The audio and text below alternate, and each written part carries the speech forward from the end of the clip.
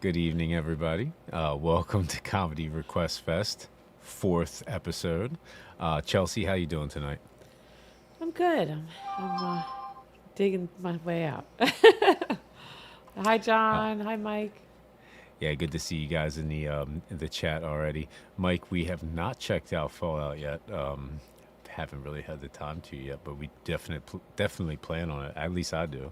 I All right, think we you were got. saying it's on Amazon, right? Yeah, I think he said Prime. I think you said. Yeah, guys, we got an awesome lineup. A couple of them from the last show, a couple more put on the beginning. So we're definitely going to get through the night tonight, guys. First up, this is Good John try. Hayes. John Hayes's request. John Candy as Minnesota Fats. Hilarious skit with Kevin Kline. Yeah, good to see everybody, man. That's awesome. For a All right, Wednesday night? Heck yeah. let's hop on over. Banner is already up. Rock and roll. All right, let's jump on in, guys. John Candy as Minnesota Fats with Kevin Kline.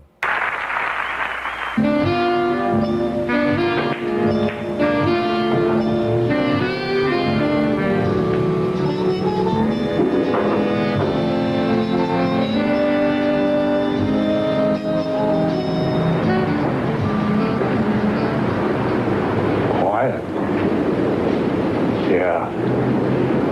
Like a church. The church of the good hustler.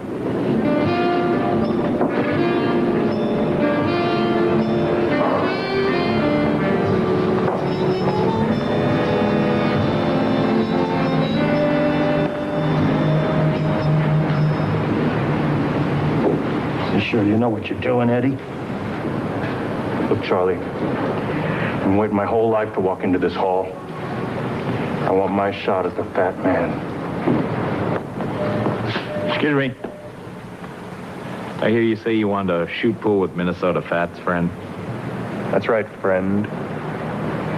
Where is he? Fats comes in here every night about 8 o'clock. Not a minute before, not a minute after. 8 o'clock.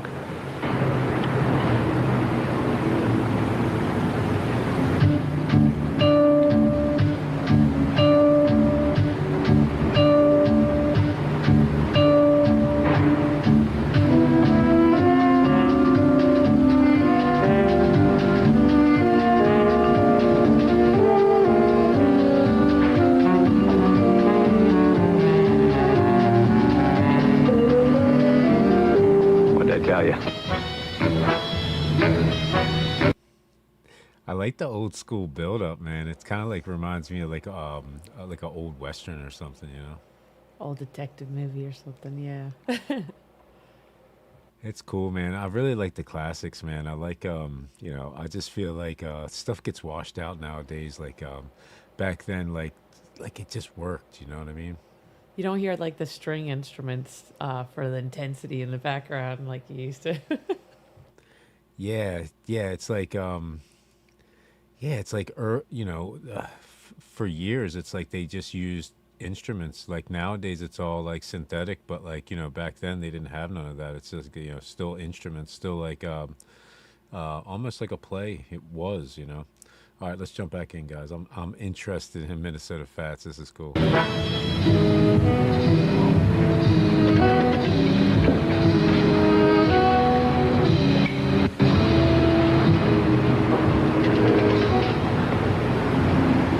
Would your name be Felson? Fast Eddie Felson? That's right. I hear you're looking for me. That's right, Fats. Do you like to gamble, Eddie? Gamble money on pool games? Yeah. So you and I play a game of pool, Fats. All right, Eddie. $100 a game? They tell me you're a big-time pool player, Fats. How about 200 a game? I can see why they call you Fast Eddie. Eddie, you speak my kind of language. Sausage, rack 'em up.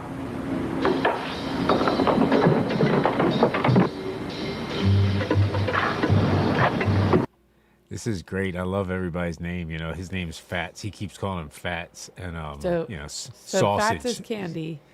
Yeah, Is yeah. is the other guy Frank then? No, the other guy's Fast Eddie. No.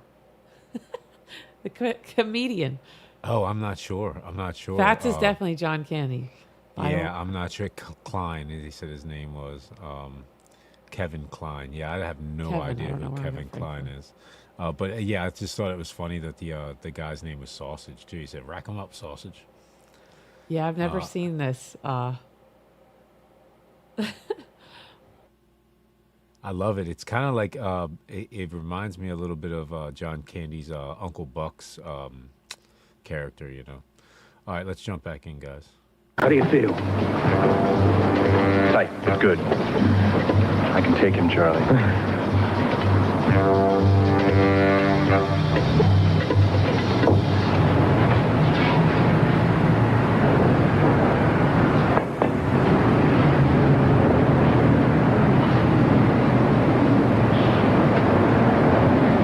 You lose, Eddie. It's my break.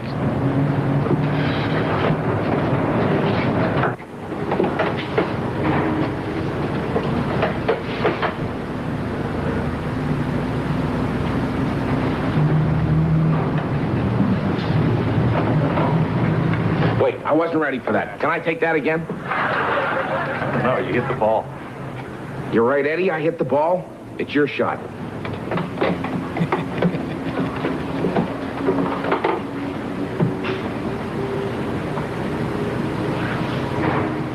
Do we have to call him, fat man? Watch the fat man, will you, Eddie? And no, you don't have to call him. That is, you have to call the 8-ball. That you must call. Oh. Well, hey. This is your hall. When I take you, it's going to be by your rules.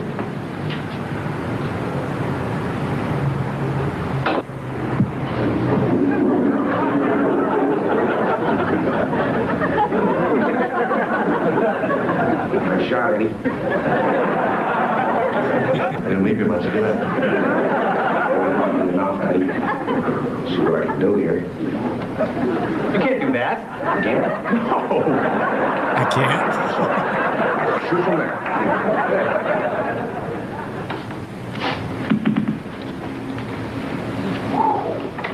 Long way. I hit him. Scratched. Oh, the shit.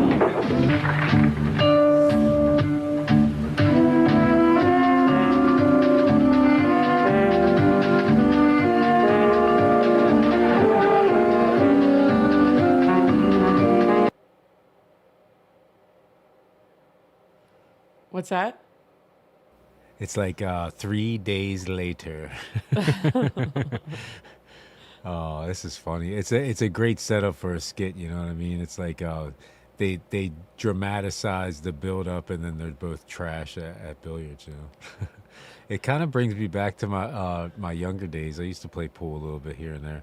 I was never really that good, but it was fun. You know. I was decent, but I spent a lot of time in the pool hall.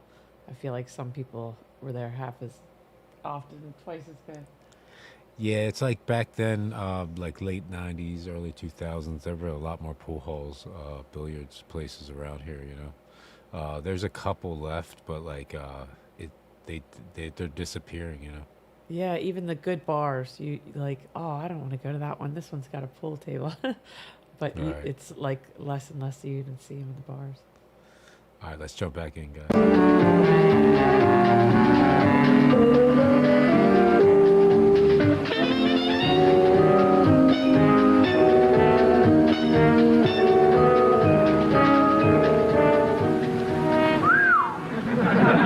It's time to get something going here, huh, Eddie?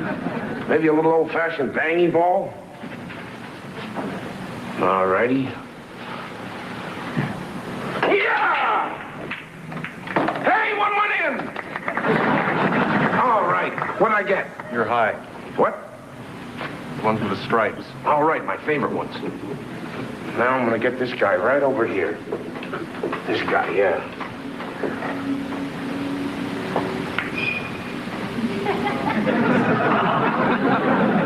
Oh, Fats, why don't you just join a ladies' club? That was the worst shot I've ever had.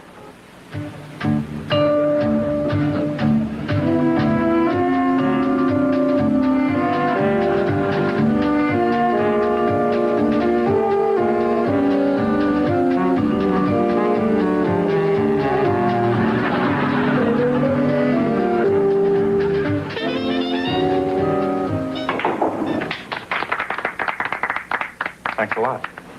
I beg your pardon? That's my ball you just sunk. I'm solid. Well, that's great. Why didn't you tell me? Hey, we're playing for money. No, we're not. Of course we are. $200 a game. Remember? We didn't shake on that. We've been playing 16 hours, and now you're saying we're not playing for money? No. If you say we're playing for money, we're playing for money. But I know that I never said $200 because I haven't got that kind of money. Oh, that's just great, Fats. That's just great. Oh, I got money. I got money. You want to see my money? I got money. Yeah, I'd like to see your money. I got money right here. There.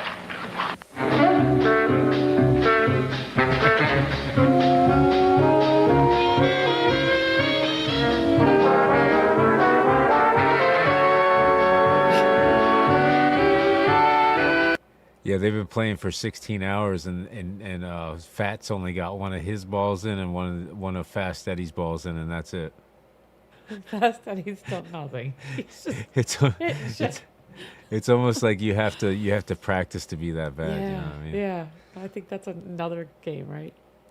Yeah, I knew a couple girls or women, whatever, that would just smash the ball and hope it would go in, kind of thing, But sometimes they would win. Like it's a game of chance a little bit. It's like mostly skill with a little chance, kind of thing. All right, let's jump back in, guys.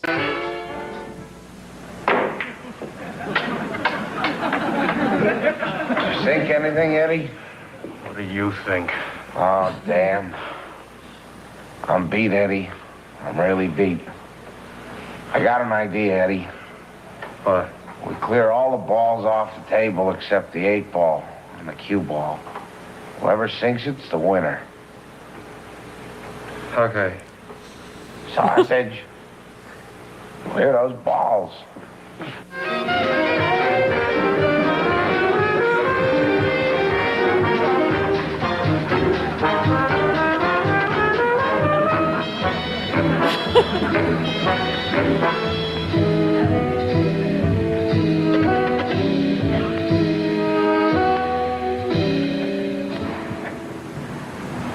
If you don't sink this, let's quit anyway.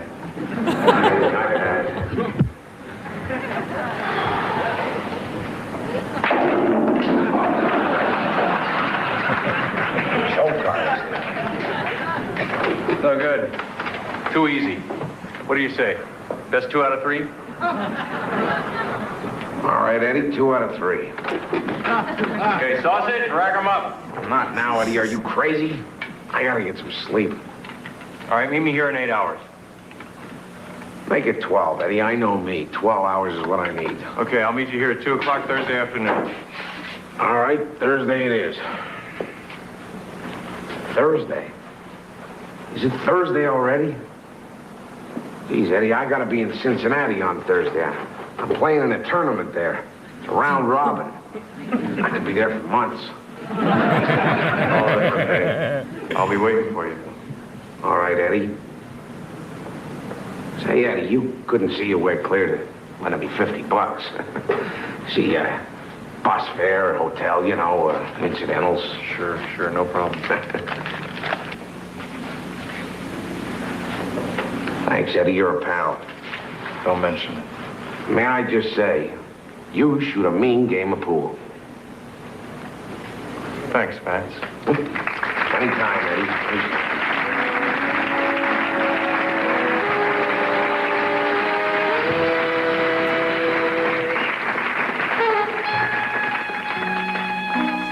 Oh man, that's great. It wasn't just a game; it was a marathon. That was hilarious. It really was. It was a really nice piece of acting too. It was like to the T. It was done up. John Candy's very, very likable, but Kevin Kline, I know I've seen him in something too, I think. But yeah, it was sharp, it was witty, it was clever, all the good things. I thought it was hilarious. Rack 'em up, sausage. Poor sausage. All right, guys, getting into this next one. Stephen Wright, Deadpan and One-Liners comedy. I think we did a Stephen Wright like a couple shows back. I think this request came off of that. I hop on over. All right, let's jump right in, guys. My theory of evolution is that Darwin was adopted.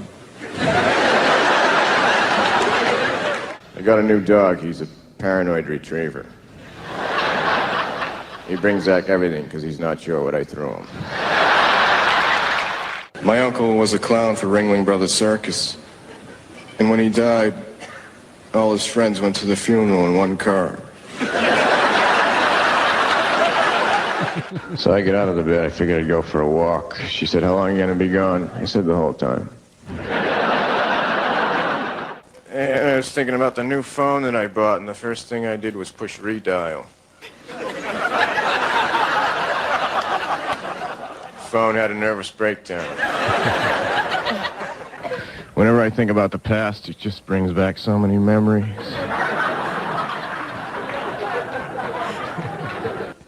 I remember the day the candle shop burned. Hold on. It's like little silly things like that to me are hilarious. It's like, he's just sitting around thinking about these little things. It's so funny. I love the dry delivery too. He snickered about it in the past, but the delivery is everything. I love it. I love the little quick hitters, It just brings back so many memories.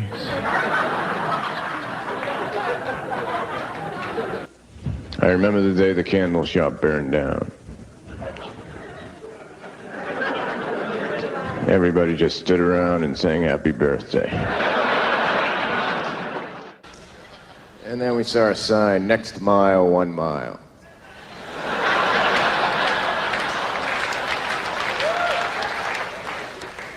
One time, right in the middle of a job interview, I took out a book and I started reading. The guy said, "What the hell are you doing?" I said, "Let me ask you one question.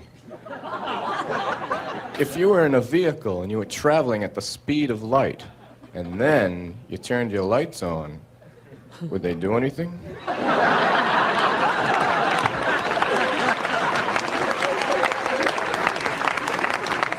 He said, "I don't know." I said, "Forget it then, I don't want to work for you." I remember when I was a fetus, I used to sneak out at night when my mother was sleeping.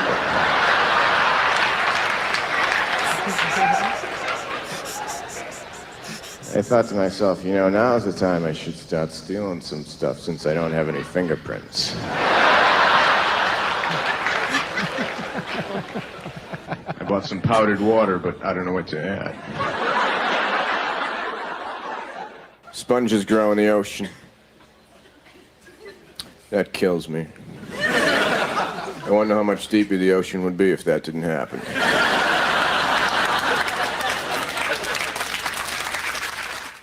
There's a fine line between fishing and just standing on the shore like an idiot.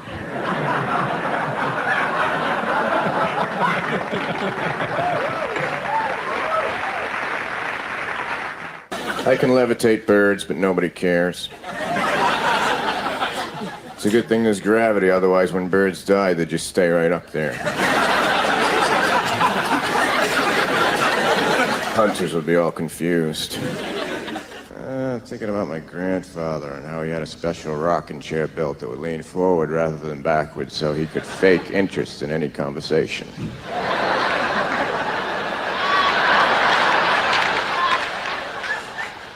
I took a lie detector test. No, I didn't. I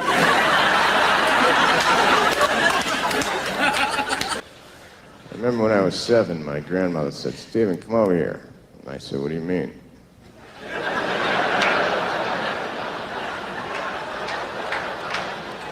She said, "You're over there, now come over here." I said, "All right." And then she said, "Here's $10, and don't tell your mother that I'm giving this to you." And I said, "It'll cost you more than that."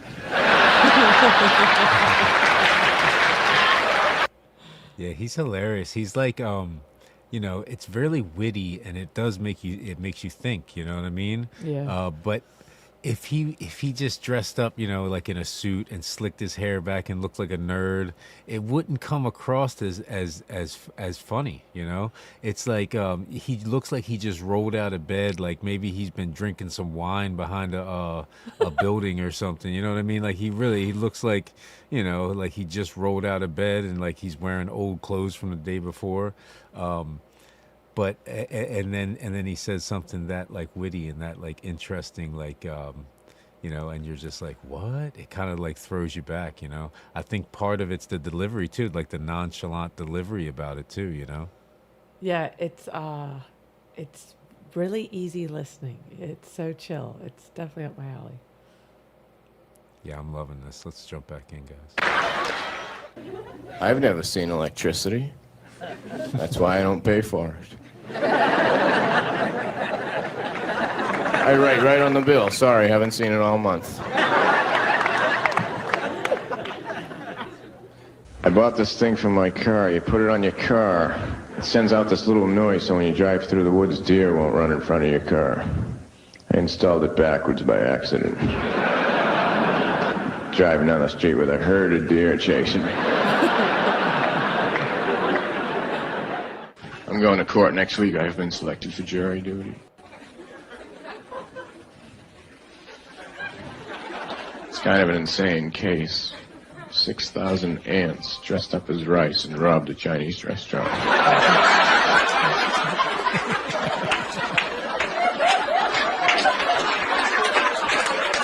I don't think they did it. I know a few of them and they wouldn't do anything like that. So I was laying in bed with my girlfriend reading the secondhand diary that I bought. I don't remember this. She said, let me ask you a question. I said, what? And she said, if you could know how and when you were going to die, would you want to know? And I said, no. And she said, forget it then. Left the store and I went down the street to my bus. My bus came and I got on. Started walking toward the back. Sat down beside this beautiful blonde Chinese girl.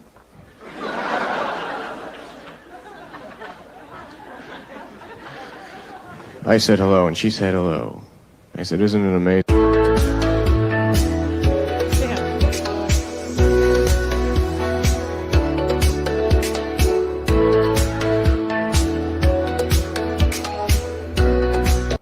Sorry about that, guys. I think that's all we get. Yeah.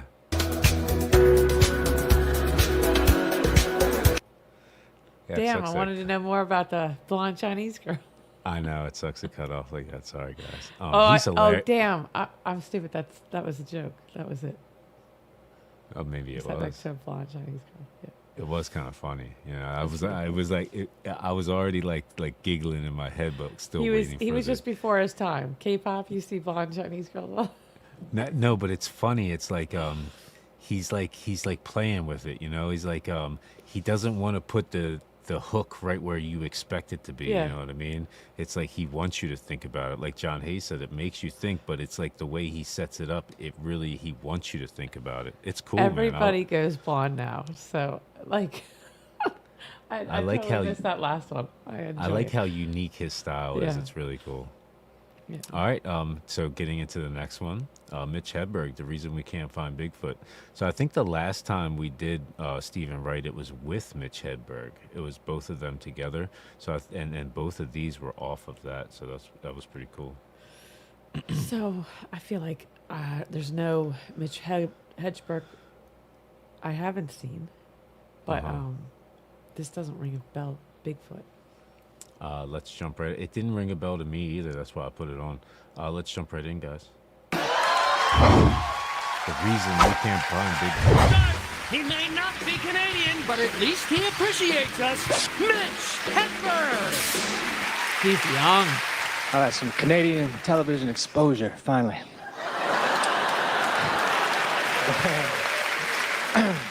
I gotta find out when this airs so when I come into the country I can be ready for the adulation. Hey, I've been on the David Letterman show twice. Anyone see me? Hey, I'll be damned. Like 4 million people watch that show, and I don't know where the hell they are. But that's my favorite introduction I've ever had. You might have seen this next comedian on the David Letterman show. But I believe more people have seen me at the store. And that would be a better introduction. You might have seen this next comedian at the store. And people would say, hell yes, I have. I opened up a yogurt, and underneath the lid, it said, "Please try again." They were having a contest I was unaware of. But I thought I might have opened the yogurt wrong. Or maybe your play was trying to inspire me. Come on, Mitch, don't give up. Please try again. A message of inspiration from your friends at Yo Play. Fruit on the bottom, hope on top. I love it. It's like it's all how you think about it, you know. Wait, every whose was situation. this? Whose request was this? I have no idea, but like This is I said, awesome. I think This both is, of them. Mitch, I've never heard before. Yeah, that's cool that you never heard it. I think I've heard like the very first one, but I don't think I've seen this actual full clip. Yeah, I miss Mitch too. He's awesome, man. He really is. Oh, I like Stephen Wright also, but yeah, I like Mitch probably a little teeny bit better. But both of them are awesome. I love how unique they are. I love you know, how they're just like trying to do things a bit different, you know. Mitch has like this very unique cadence to his delivery, so it like highlights the punchline, I guess. But he's amazing. He's so much fun, and he has a little bit more fun with you. Like he doesn't laugh enough to ruin the joke or the timing or anything, but you get a lot of his personality with little smirks and grins and stuff when he knows he landed a good one. Yeah, I'm not saying that Theo's exactly like Mitch Hedberg, but yeah, there's a little bit of like a jokey, like a real like happy-go-lucky, just kind of like playing around, horsing around that he does. That kind of reminds me, or Theo Von kind of reminds me of Mitch a little bit. I could definitely see Theo saying that, you know, he was inspired by Mitch. All right, I would see that correlation. all right, let's jump back in, guys. I used to do drugs. I still do, but I used to too. I like to play blackjack. I'm not addicted to gambling. I'm addicted to sitting in a semicircle.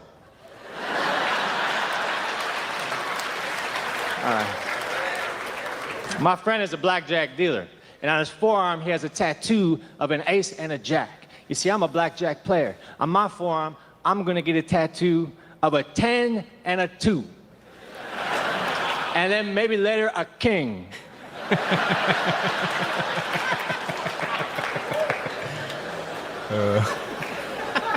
I think Bigfoot is blurry. That's the problem. It's not the photographer's fault. Bigfoot is blurry. And that's extra scary to me because there's a large, out-of-focus monster roaming the countryside. One time a guy handed me a picture of me and said, "Here's a picture of me when I was younger. Every picture is of you when you were younger." Ain't that about time someone said that? I think Pringle's initial intention was to make tennis balls. But on the day that the rubber was supposed to show up, a big truckload of potatoes arrived. And Pringles said, "What the hell? Cut them up."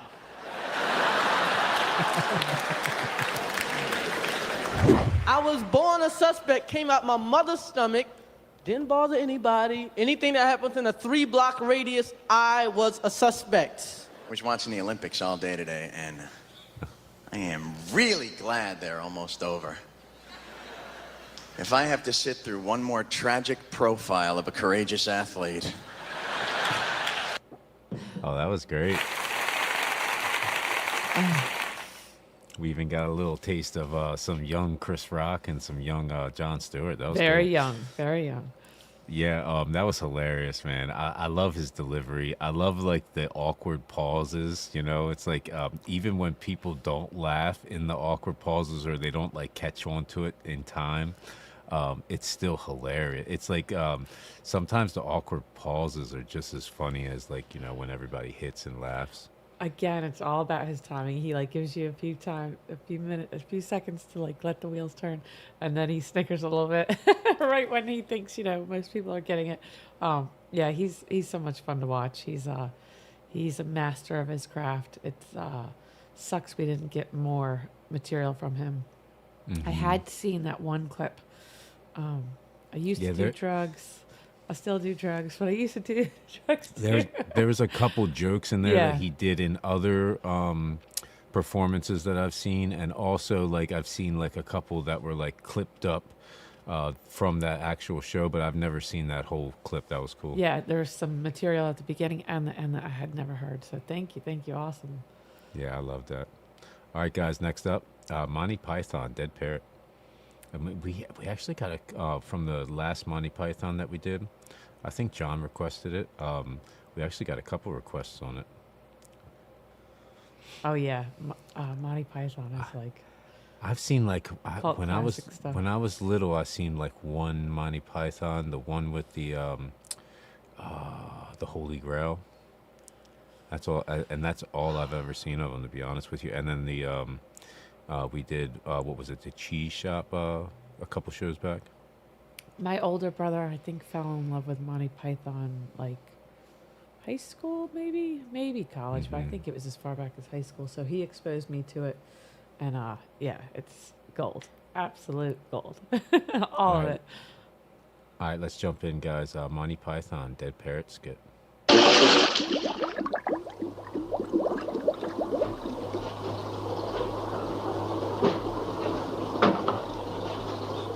Hello, I wish to register a complaint.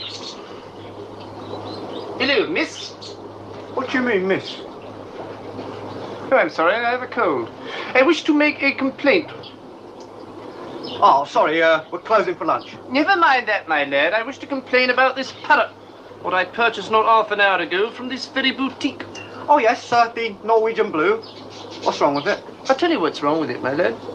It's dead. That's what's wrong with it. No, it's resting, look. Look, my lad, I know a dead parrot when I see one, and I'm looking at one right now. No, that's not dead, it's resting. Resting? Yeah, resting. Remarkable bird, the Norwegian blue, innit? Beautiful plumage. The plumage don't enter into it. It's stone dead. No, it's resting. All right, then. If it's resting, I'll wake it up. Hello, Polly! I've got a nice fresh cuttlefish for you if you wake up, Mr. Polly Parrot. There, he moved. No, he didn't. That was you pushing the cage. I didn't. Yes, you did. Hello, Polly! Wakey, wakey! Rise and shine!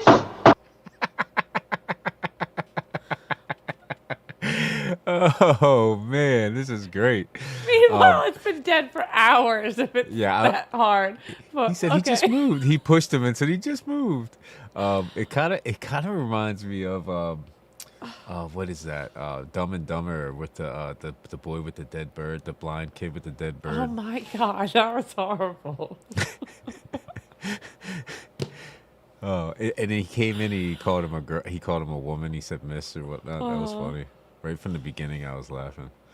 All right, let's jump back into where he starts smashing his head. Hello, Polly! Wakey, wakey!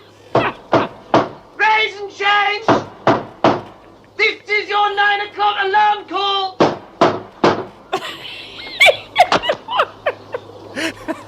Now that's what I call a dead parrot. No, he's stunned. Stunned? Yeah, you stunned him just as he was waking up. Norwegian blue stun easily. Look, my lad, I've had enough of this.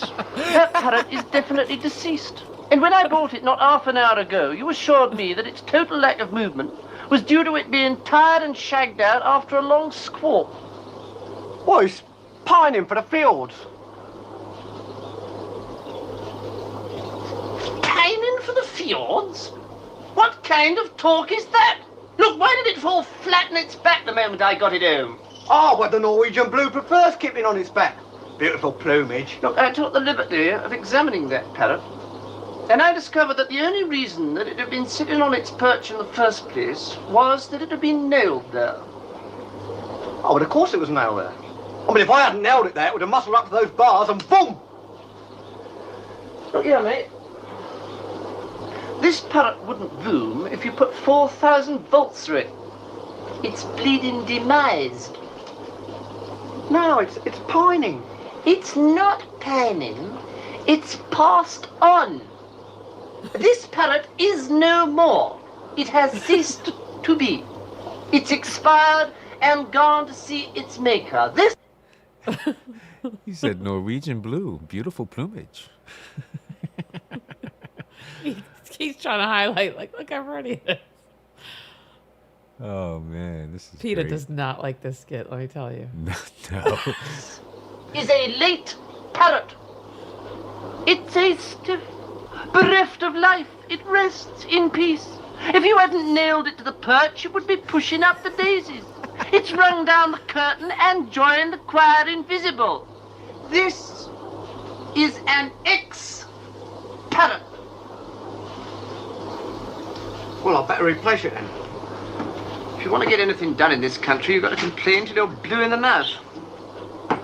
Sorry, Squire, I've had a look. We're right out of parrots. I see. I get the picture. I've got a slug. Does it talk? Not really. Well, it's scarcely a replacement then, is it? Listen, I didn't want to work in a pet shop. I wanted to be a lumberjack. I'm sorry, this is irrelevant, isn't it? Yes! A lumberjack! Leaping from tree to tree as they float down the mighty rivers of British Columbia. Oh man, that was wonderful. Oh, hopefully he's in British Columbia now. That was great, man. I didn't expect to laugh so hard on that one. No, I wasn't expecting some of that. them, That some was a you lot just snicker, better. but That one was a lot better than Cheese Shop. It was a similar kind of style. But yeah, that one was way better than Cheese Shop to me. That one was hilarious. I was no good. I was belly laughed the whole way through. I had to stop. I had to mute the mic so you guys wouldn't just hear me laughing. oh, I cackle sometimes. I try to remember to mute it. I apologize in advance if I offend anyone's ears. Yeah, I love everything they do, but that was especially good. I'm sure PETA hates it though. Yeah, we got some more requests for Monty Python, so we'll definitely put some on the next show. Yeah, most of their stuff doesn't make you feel bad about laughing. Yeah, we just did a Monty Python 428 chase. Yeah, guys, put whatever you want in. We'll put them on the next show. I think someone said something about Steve Martin. Put a couple of them in. If you guys put like 3 or 4 of them in, I'll definitely put 1, maybe even 2 on the next show. Especially if it's a artist, that I know, like Steve Martin, that we haven't done yet. Well, I'd I've like to- seen a lot of his movies, but I haven't seen a lot of his like stand-up. I've never seen any like stand up, to be honest with you. Yeah, I've seen like some Maybe of his award movies, show not even clips. a lot. Yeah, but not anything substantial. All right, guys, we're gonna do this Jeff Ross roast and then take a little intermission and then get into the rest. Jeff Ross roast of Emmitt Smith. Let's jump right in, guys. Oh my God, if you think I'm going to hell, wait till this motherfucker comes up.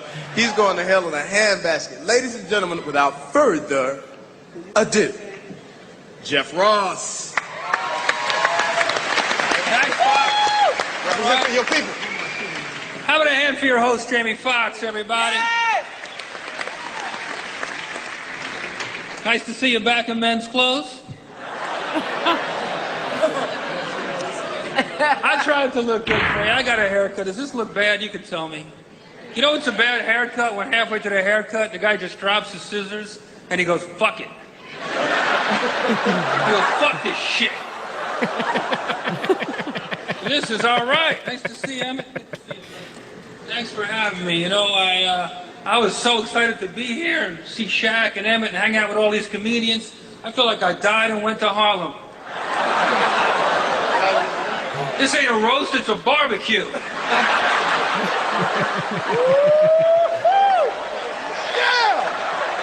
That's the Cavassier.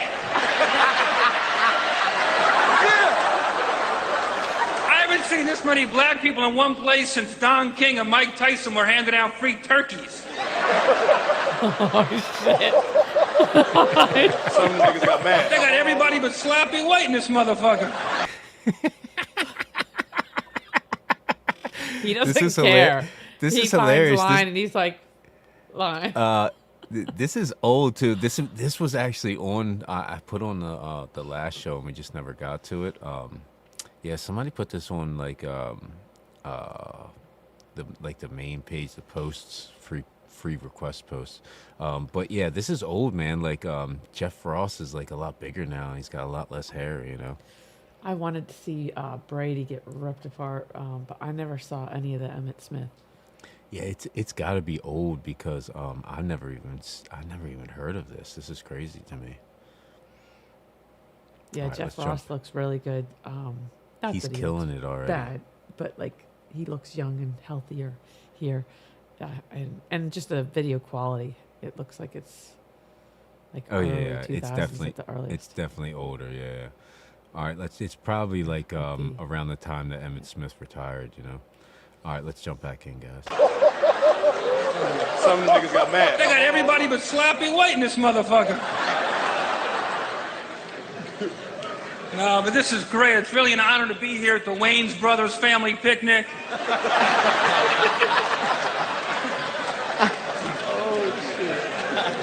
I'll keep it short because Moose Johnston did all my shit.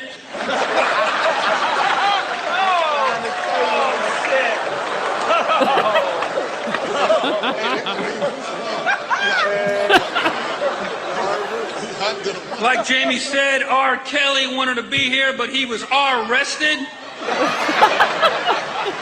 That guy went from fucking young pussy to being young pussy.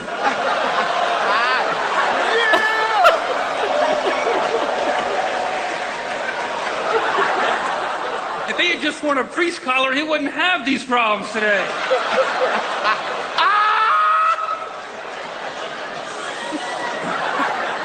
But Emmitt, you know, I'm here for basically two reasons. First reason is I'm a big, big fan of yours. Second reason is Shaq sent me a beautiful letter saying he wanted me to come and it was for charity. And I knew it was really from Shaq because it was signed S-H-A-C-K.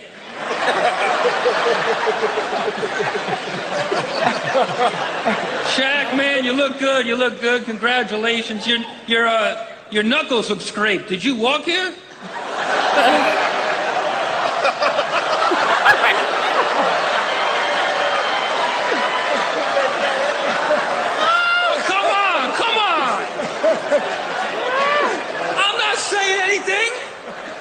I'm not saying Shaq looks like a gorilla, but I saw him trying to peel a microphone.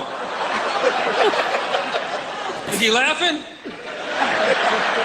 He's scared. Poor Shaq. He took me to see Siegfried and Roy last night. Halfway through, the white tiger started barking at him.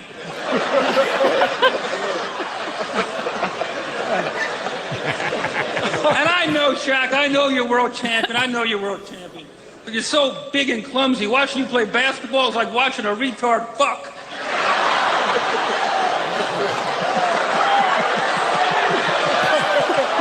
Come on, Shaq. Shaq, you take more bad shots than Jason Williams. Is he here? Then fuck him. No, I'm teasing you, Shaq. You know that. Very man, very risky, right? Oh my God. But they did. They announced him and they said, and this guy's going straight to hell. So you knew what to expect. But Well, he would have been canceled 20 times over at this point.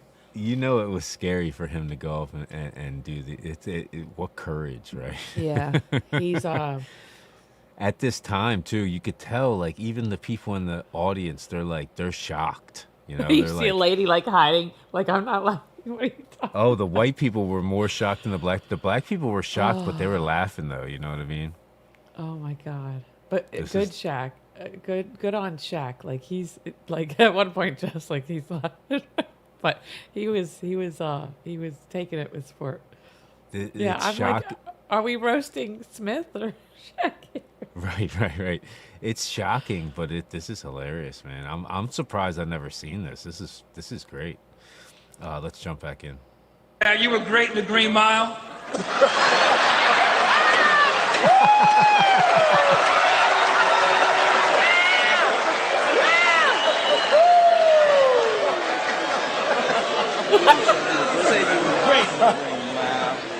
No, come on, man.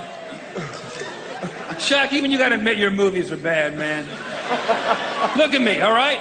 Stop making movies. Now memorize that and repeat it to Rick Fox. Is he here? Then fuck him. But Shaq, stick to basketball. That's your thing, This year the Lakers swept the Nets like Joe Torre's gonna sweep this place up after we leave. Damn. There's a hot crowd, Jamie. You warmed them up, baby. Hey, baby, I'm with you. Fuck you. Nate Newton wanted to be here, but he had trouble stuffing his weed into the overhead compartment.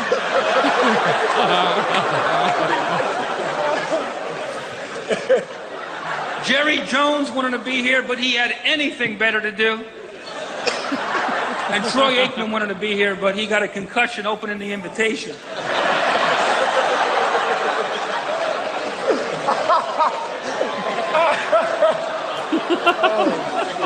This is a cool day, so you got Jimmy Johnson. How about a hand for one of the best coaches here tonight?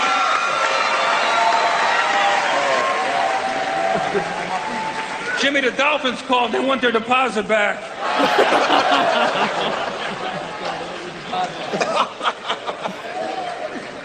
This is all right. But the real man of the honor tonight is living legend Emmitt Smith, if I can get serious for a second. But Monique's right. Don't you have a manager or agent to tell you about these commercials? You're a future Hall of Famer. You're doing commercials with an out-of-work puppet? What, they couldn't get the robot? Yeah, this is funny. It's what they do on a lot of roasts. They kind of go around the room and then they save the the man of the hour for last kind of thing, But they ripped Shaq a new one. Yeah. Come on, Jeff. the thing is with all the roasts, they invite these people, these characters, so that they can make fun of them. Literally, they pay them pretty well. I'm pretty sure. I'm pretty sure Shaq probably get more money than Jeff Ross for something like this, because you got to think about it. You're not gonna accept something like this for a little bit of money because they're just making fun of you, No, they totally did that. People that weren't even comedians, but they were, exes of the person being roasted and things. Mm-hmm. Yeah, I get it. It's kind of cool. It's a little bit it's dark, but at the same time, it's kind of funny. A little dark? This is what you call a little dark? the whole premise of it, you know what I mean? I mean, obviously, I'm with that one lady, oh my God, I can't believe I'm laughing. This is terrible. Yeah. What does this say about me? Exactly. All right, let's jump back in, guys. From Lawson's face? They couldn't get the Parrot from Beretta?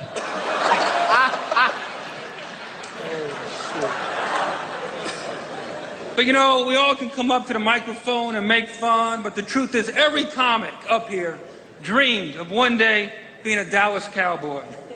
And the only one who even came close was Monique.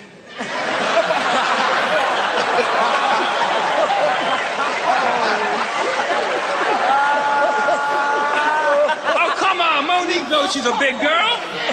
Don't get your ass kicked in here now, Jeff. No, that shit is cute. Keep it over there now. Don't get fucked up at the roast barbecue, whatever the fuck you call it. If I get out. Shaq, don't be laughing. I heard Shaq's penis is so big right now it's being roasted at Caesar's Palace. Emmitt, years ago, I saw you play at the Super Bowl in Atlanta, and I was always rooting for Buffalo because they had lost a few in a row, and I always root for the underdog.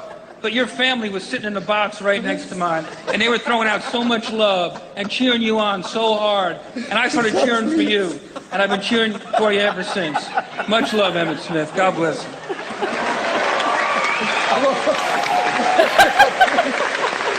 Get his ass off you, Monique. Get him off you, Monique.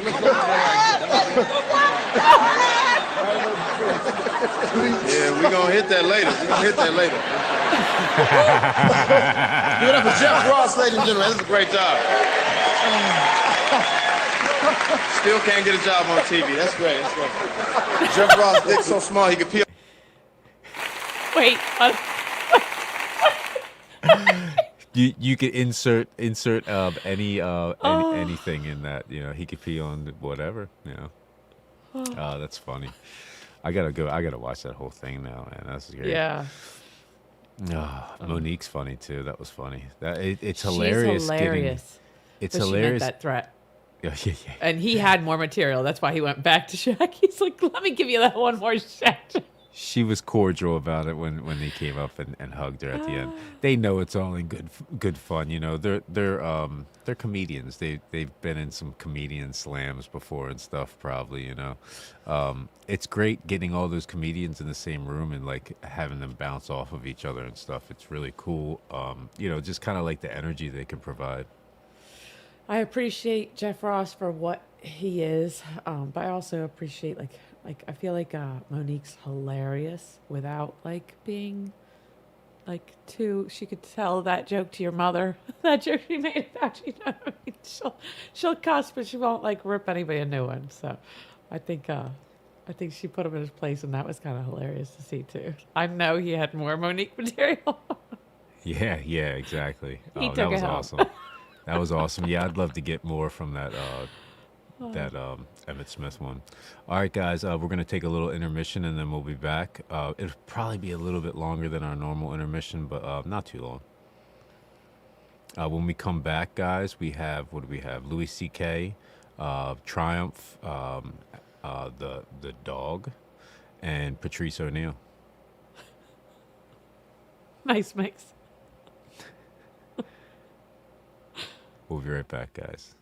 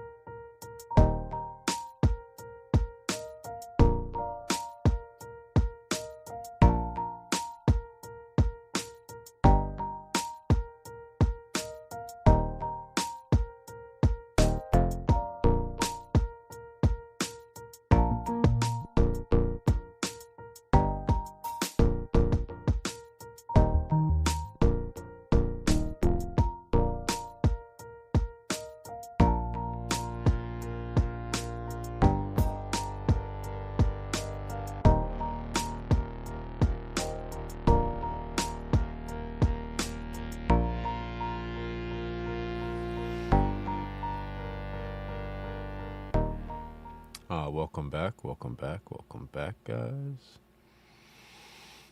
Oh. All right. So getting into the second half, first up is Louis C.K. Live at Caroline's.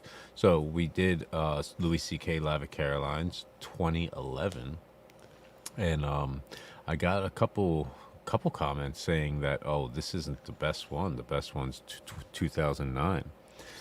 So apparently it's a different set, but at the same exact place. Another very risque. I thought it was, yeah, exactly. It was risque, but it was really funny. I remember it quite vividly. It was hilarious. Yeah, we got this, and then we got Triumph. I forget his name. Triumph the something dog. He was on Conan O'Brien. I remember him and Eminem had beef. Right, exactly. I want to poop 90s, on you, dog. And then Patrice O'Neal last. Let's jump into this, though, guys. Louis C.K. Live at Caroline's 2009. There, girls, into the public. Oh, sorry about that. If nobody ever told me not to animals, if no one ever said you should not have sex with animals, I would totally have sex with animals all of the time. The only reason I don't have sex with animals is because I'm not supposed to and somebody told it to me.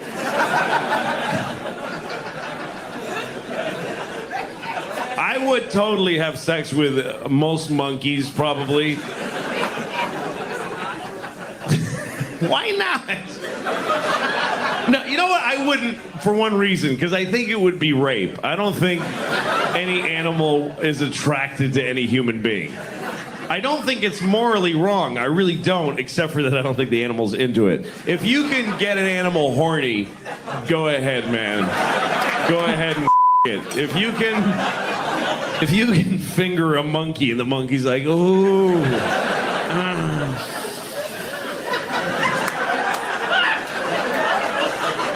Get in there, man. You earned it. You earned it. I really think if there was...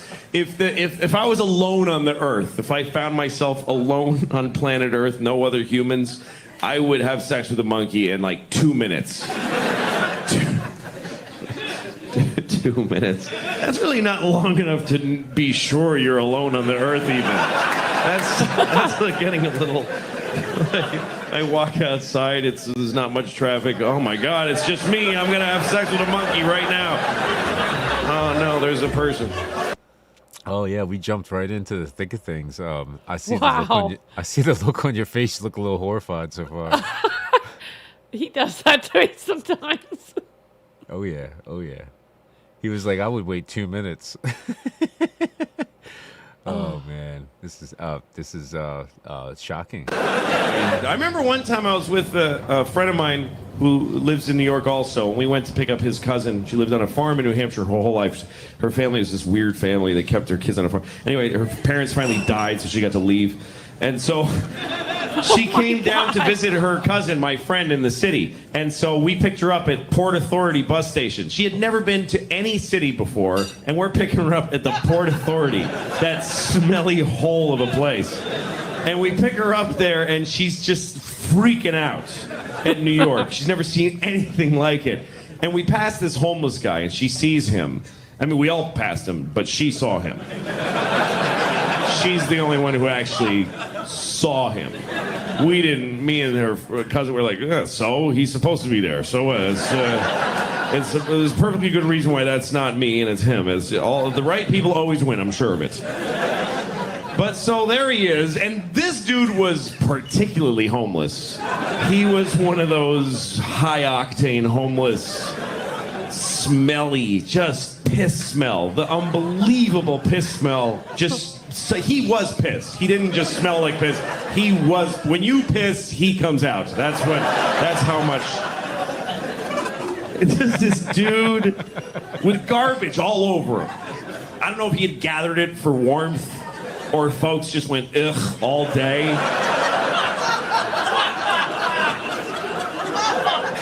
And he had dreadlocks. Not hacky sack, cool guy, medical marijuana dreadlocks. Just human neglect clumps of hair. A clump of hair for every year that no one knew his name or cared. Yeah, that's what you've been laughing at for the last 10 minutes. That's how bad it was. And again, me and my friend were just like, meh. His cousin immediately just gets, she's like, oh my God, she takes a knee. That's how, I mean, I'm not even taking a real knee now. That's how little I give a shit about the guy. He's not even here and I'm still like, meh, yeah, it's close enough. She goes, oh my God, sir, are you okay? What happened? What happened? America happened. What do you mean, what happened? So she's down there, sir, can we call someone? And me and my friend, we're from New York, this is the crazy part. We immediately go to her, oh, no, honey, don't, We start correcting her behavior like she's doing something wrong. She's like, why, is he okay? No, he needs you desperately. That's not the point. We just don't do that here. You like silly country girl. It's amazing how entitled people think they are. People really think that they have shit coming to them, you know? And people think nothing bad should ever happen to them. For some reason, you shouldn't even have accidents happen to you. I was in a restaurant the other day. This guy, the waiter spilled some stuff on his coat, and he did that thing we all do now when we get stuff spilled. He was like, what is the meaning of this? Just so outraged. Do you know who I am? Yeah, you're the asshole who was sitting there when that happened. So what? Maybe you'll get hit by a car someday. Nobody gives a shit. You're not entitled to anything in this world. You have to realize that from the moment you're born, from the moment the last of your body leaves your mother's vagina, from the moment that your foot stops touching your mother's vagina for the last time, hopefully, unless you later kick your mother in the vagina, which you should not do. Just my opinion, but you should not. There are very few legitimate reasons to kick your mother in the vagina. There's 7 of them, actually. But I'm not going to tell you what they are, because you'll... I know what you'll do. I don't know. I'm supposed to give my kids values. I don't have any of those. I used to, but they're melting away. They finally are. You know, you get instilled with values by your parents and by school, whatever else. You know, society teaches you things, teaches you how to be a good person. But you ever feel for your real values inside? Like who you would be if you had no guidance? Like, I think about that sometimes. Like, what are the things I believe in my marrow that I can't really, that had to be shaved away? They're coming back now. Like, here's one. I really, somewhere deep down, I believe that if you murder somebody and you never get caught, it's fine. You kind of didn't do anything wrong. Here's another one. Another thing I believe, they deep down again, is that gay people should stop doing that. Because, and not for any moral or societal reason, I don't give a shit. I have gay friends. That's love. It's, you should respect what they want to do with their lives. But they're doing it wrong.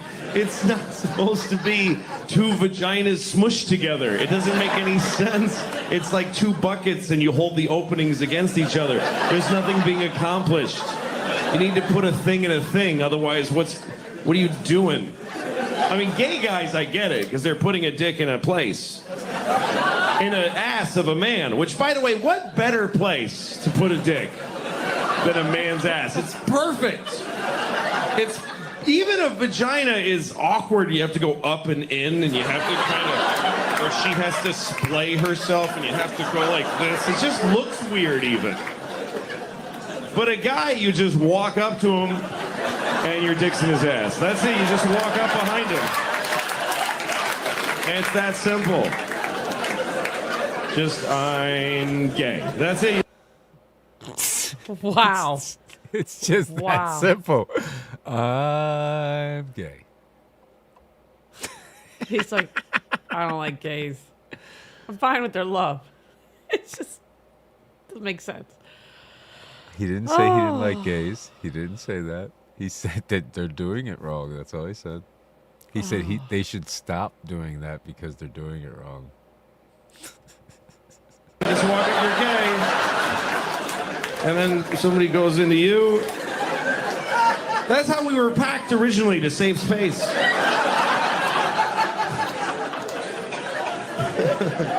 But the two holes bumped. What the hell are you doing? It's wrong. Not morally, just geometrically. I think there's a hell, and I think I'm going. And like a friend of mine was telling me about how he had sex with a hooker, and it turned out to be a guy. And it was like a horrible thing for him, and he had to get over it with therapy. And as I'm listening to this, I realized, shit, that happened to me too. And the upsetting part of it wasn't that it happened, but that I had forgotten.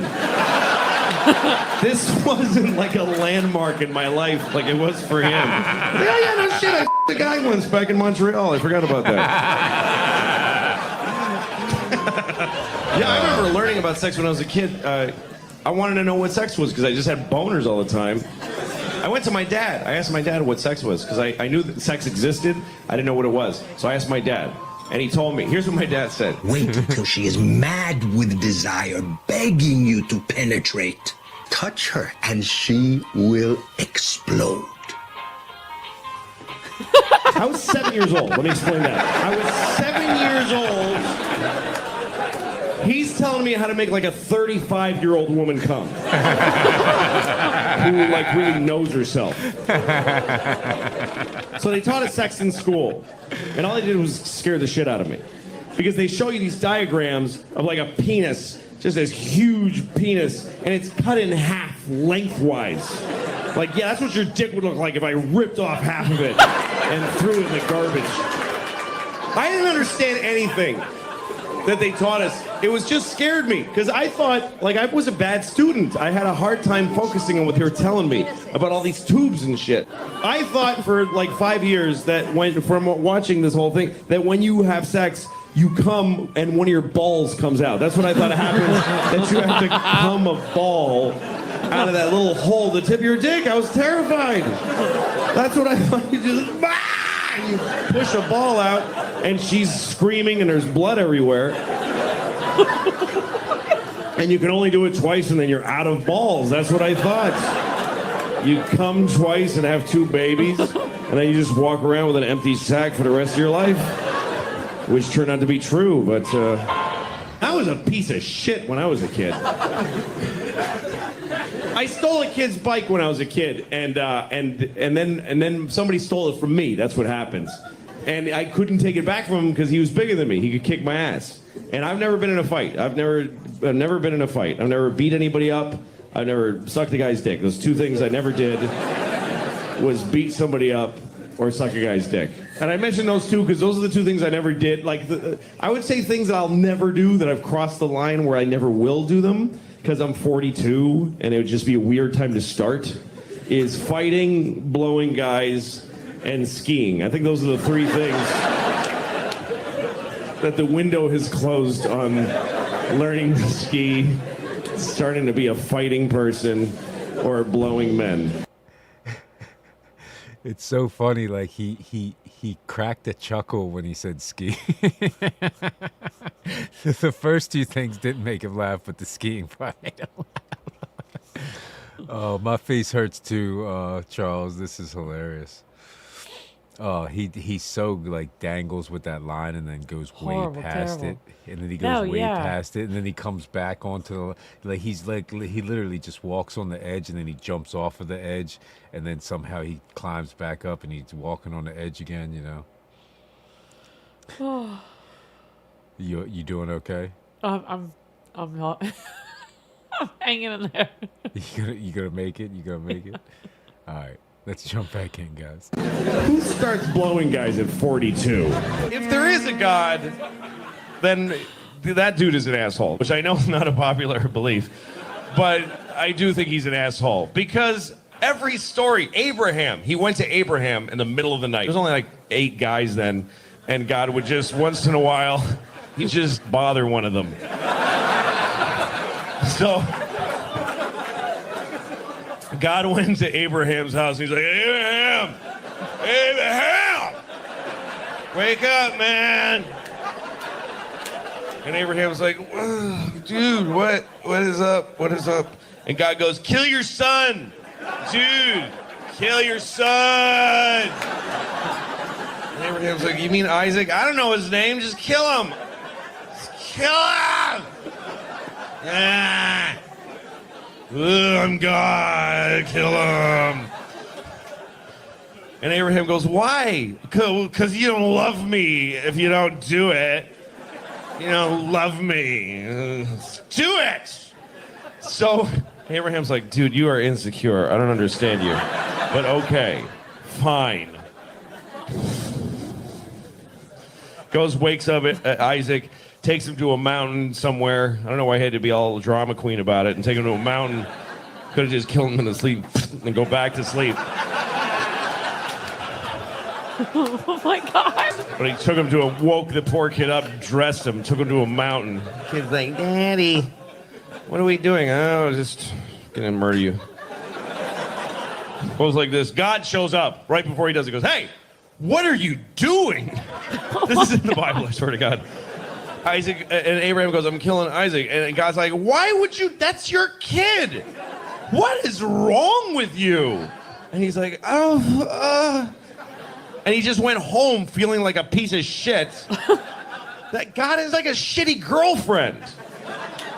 You won't do it because you don't love me. Okay, I'll do it. Why are you doing it? What the do you want from me? But that's a sin, to say the Lord's name in vain. But you don't even have to say something that terrible. You can go to hell just for saying Jesus Christ with a tone in your voice. It's all the tone in your voice. That's the weird part. It's very subtle sin, because you can say, Jesus Christ, you're fine. But if you say, Jesus Christ, you go to hell forever. Just for saying it like that. There must be at least one dude who was right on the line. Who was like, Jesus Christ. And then he's in hell. He's like, seriously? For that? That's it? Seriously? It was a huge pumpkin. What was I going to not say anything? It's one of the top 10 commandments. It's in the 10 commandments. He said it was a huge pumpkin. What am I just going to not say anything? Oh, that was hilarious. Yeah, keep him up for 28 Chase. I love these little He's got zingers. Yeah, Charles, if you have like a favorite Anthony Jeselnik, we'll put it on. I'll put two of them in if they're like shorter. I think maybe we did an Anthony Jeselnik, or maybe I was going to him. It got cut and we didn't end up doing it. I don't know. For some reason, I feel like he was on my radar, but then got taken off for some reason. Yeah, we do not do enough comedy. This is this is a little bit of a rough set for me. My face hurts from I've been laughing so hard this whole entire time. This is great. All right, let's jump back in, guys. It was a huge pumpkin. What was I going to not say anything? It's one of the top 10 commandments. It's in the 10 commandments to not take the Lord's name in vain. Rape isn't up there, by the way. Rape is not a 10 commandment. But don't say the dude's name with a shitty attitude. I think it's so unfair, though, to send people to hell for saying Jesus Christ, because it's just too satisfying. I don't know why that is, but it just feels good. Oh, Jesus Christ! It just feels good. It cleans you out. I don't know why. Whether you're angry or in pain or having sex or all three at the same time. What did folks say before that dude? How did anybody express themselves in a big moment before Jesus? Even the people that knew him. How did the people watching him be crucified, what could they even say watching that happen? They're like,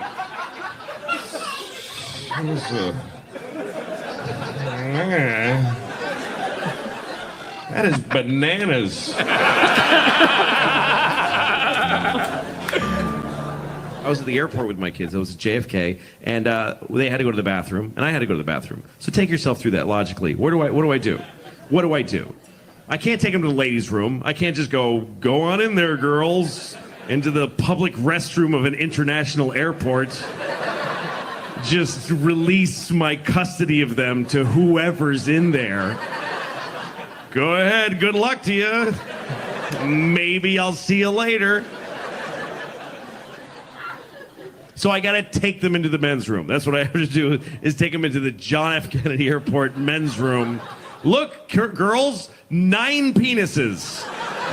9 penises that are all peeing at the same time. 9 farting men from all over the world with their dicks out, shaking off droplets of pee from their syphilitic penises. Look, 3 of them have foreskins. You can see the difference now.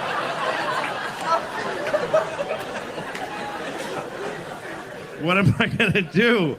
So I usher them past the parade of penises into a stall, the Shangri-La of a stall, the sanctity of an airport bathroom stall, number 5 out of 10. And we're in there like this, and there's a guy shitting, and there's a guy right here. I'm looking at the foot of a shitting man. This foot, he's trying to get leverage so he can shit harder.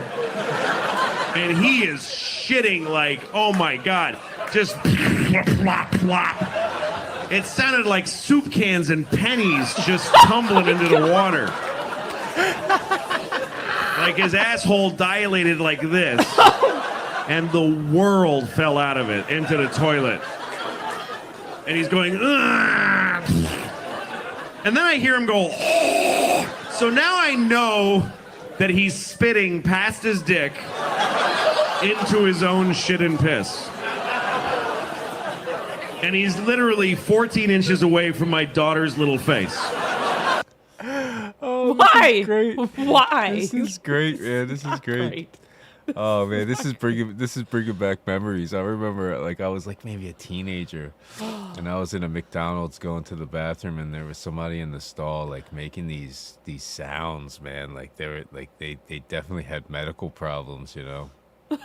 And I was stunned, you know, I was holy shit, do I need to go get an ambulance or something? But I guess it seemed like he was he was good to go. Yeah, it's business he wasn't asking for help. He wasn't asking for help, so I wasn't getting any. Leave it alone. But that was the only time I was in a bathroom where I was stunned like that by the noises, you know. Oh, let's get back into this.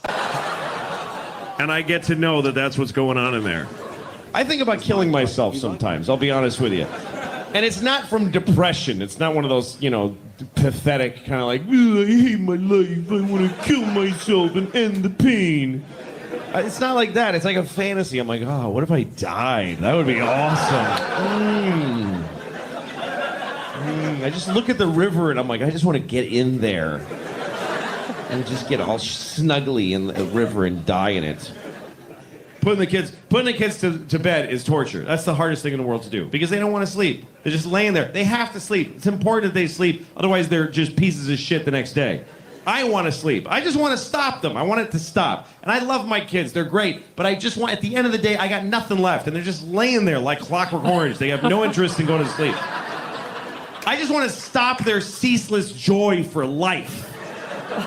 So I can watch Cash Cab and jack off and pass out.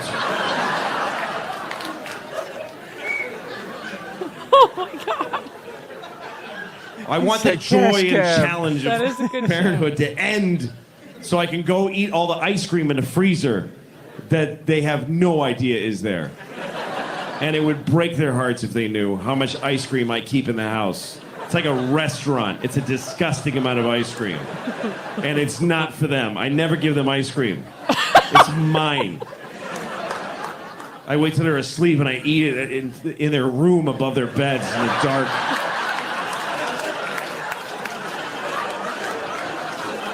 That's right, it's mine. They won't fall asleep, and they say all sorts of cool stuff at night too. But I don't want to hear it. I don't. I want them to be asleep. The other night, I thought my kids. I was like, I think they're asleep. Then I hear, "Daddy, birds are like paintbrushes that make colors in the sky." Honey, shut your mouth right now. Just shut your goddamn mouth. I will kill a bird in front of you. Wow. Great note. Great note. Oh, that was hilarious, man. That was Yeah, I do think that one was a little better than the last one. I couldn't stop laughing the whole time. That was great. You know, again, a lot of times I shouldn't have been laughing, but I was nonetheless. I will not judge you. I will judge myself. I can't avoid that. Oh, this is fun, man. I'm having a blast. All right, getting into this next one. Late night triumph at the Star Wars premiere. I'm trying to think of his name. I can't think of it. Triumph the something dog. Triumph the dog. Just Triumph. Yes, it's premiere night here for Attack of the Clones, but outside the Ziegfeld Theater Triumph is the the real insult show. comic dog. Return of the Dorks. Thousands of 35-year-old men waiting days, even months, for just a taste of George Lucas's table scraps. Lonely men who have never had sex, not even with a Catholic priest. And here with, all right, you're dressed as a huge nerd, yes? Yes. No, what, seriously, you're supposed to be... I'm what? supposed to be a Jedi. You're a Jedi Knight, yes.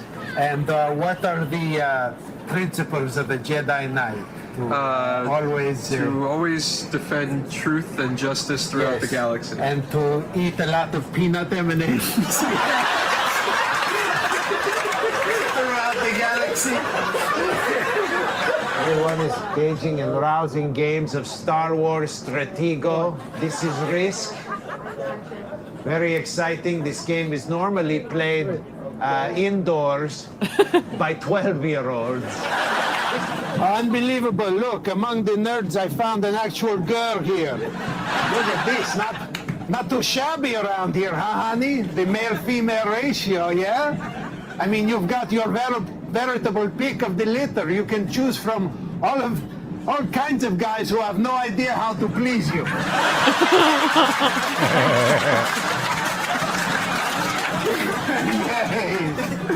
She said pretty much, yeah. Who's going to stand up to this challenge? I will. You're going to stand up to this? Yeah, right. And I'm stooping Lassie. It's a big commitment. All these guys standing in line here all this time waiting for the show. How do you explain this to your imaginary girlfriend?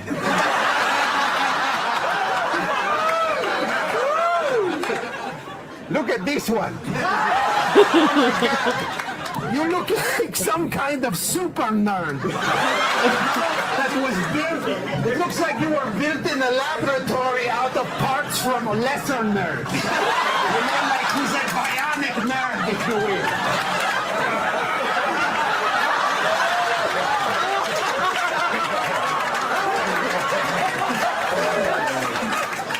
Look at you. How are you, cutie? What parent forced you to do this? Right over here. Sweetie. I'm Princess Twi'lek. That's adorable. That's really very, very cute. I'll be right over here. It's very, very cute. For me to poopa. So what's going on here? You've got a little future nerd in here? Yes, future nerd, future Jedi. When is he due? June 27th, 6 weeks. Oh, that was so nice of him to not let her hear that. Uh-huh. Oh, this is great, man. It really is. Wow. That's the last time you'll ever see female genitalia.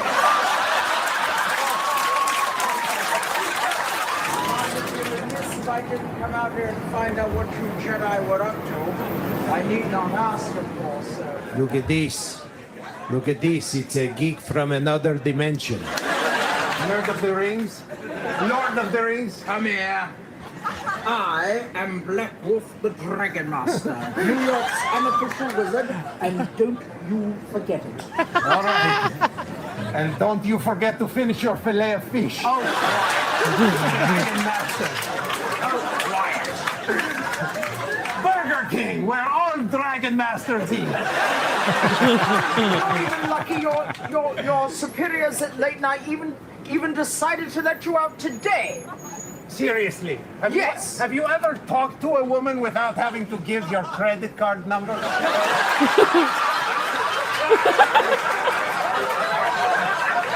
You know what? Take this. Fresh hound. Quite an imagination, yes. Oh, God, this movie is a little far-fetched. What do you guys think? Of course not. And we're not allowed to talk about spoilers here. I've got some spoilers. Who wants to hear a spoiler? Here's a spoiler. You will die alone.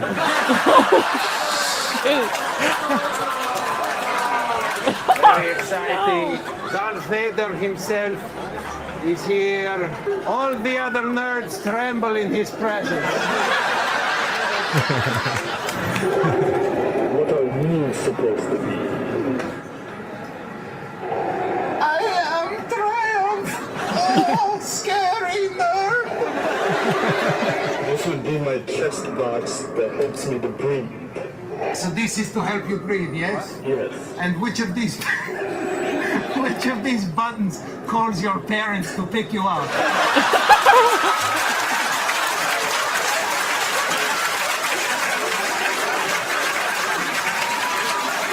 What are you supposed to be? I am a stormtrooper.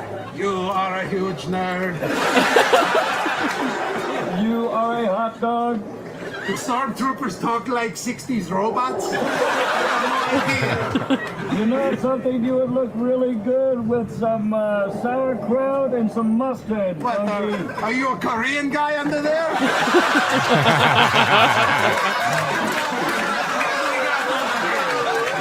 Reveal yourself! Reveal yourself! Hi, I'm Colonel Sanders. Put it back. Put it back up.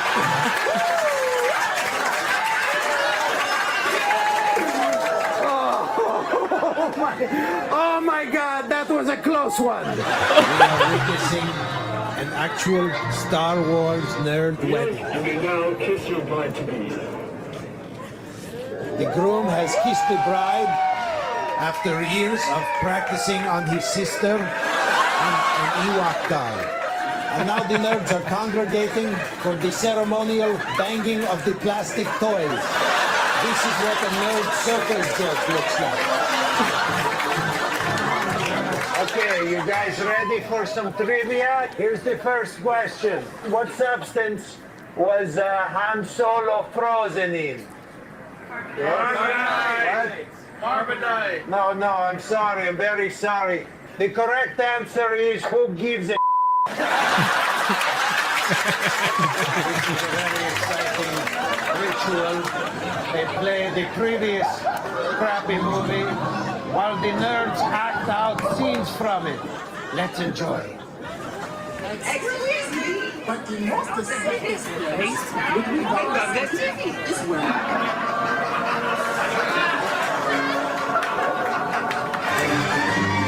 All right, now they're asking to be moved. Let's go put this back up. Look who's here, guys! Look who's here!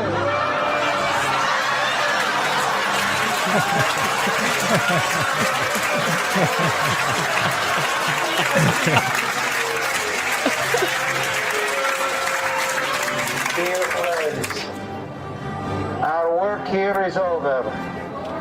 We have enjoyed our stay, but the forces of reality and the demands of a normal sex life compel us to depart. May the force be with you. For me,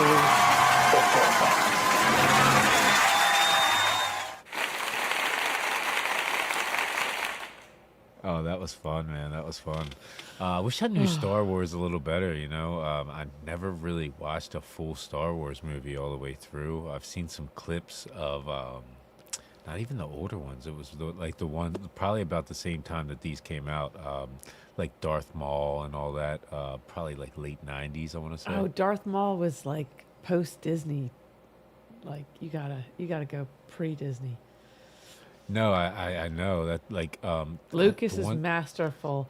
Like unpopular opinion, maybe, I don't know, but like Star Wars is pre Disney is way better than even Star Trek. Like Yeah. The ones that I've seen were like I think Samuel L. Jackson was in them. See, yeah, and I thought like the Jar Jar Binks character was like cute and stuff, but I don't know. It was just a different vibe than the OG stuff. That was funny. Yeah. Triumph the comic dog. That was great. I never really thought he was all that funny. That was actually a pretty good, brutal. He's an insult dog. You know what I mean? It's like that's his thing, kind of. You know, there was like a clown. I can't remember the clown's name, but he was like smoking a. Maybe it was the same guy playing both of them. I'm not sure, but there was like a clown that had a small skit on one of the late night shows that was doing stuff like that. No, but this picked up like a lot of. I want to feel. Triumph was probably a thing for like 2 years. It didn't. Yeah, it was big. I remember it being big, but I never really caught it. You know what I mean? I never really watched too much of it. Just saw like little clips here and there. All right, guys, we got one more. It's kind of long, but we're gonna watch this and then get out of here. I've actually been trying to get this on longer than the other the Louis C.K. one. Patrice O'Neal, funniest moments of all time. It's a little bit long, so it's been hard to kind of get it on. But yeah, this is great. Chelsea is a very good person. I just I appreciate that Triumph didn't like insult the kid. That was good. All right, let's jump in, guys. Patrice O'Neal, funniest moments.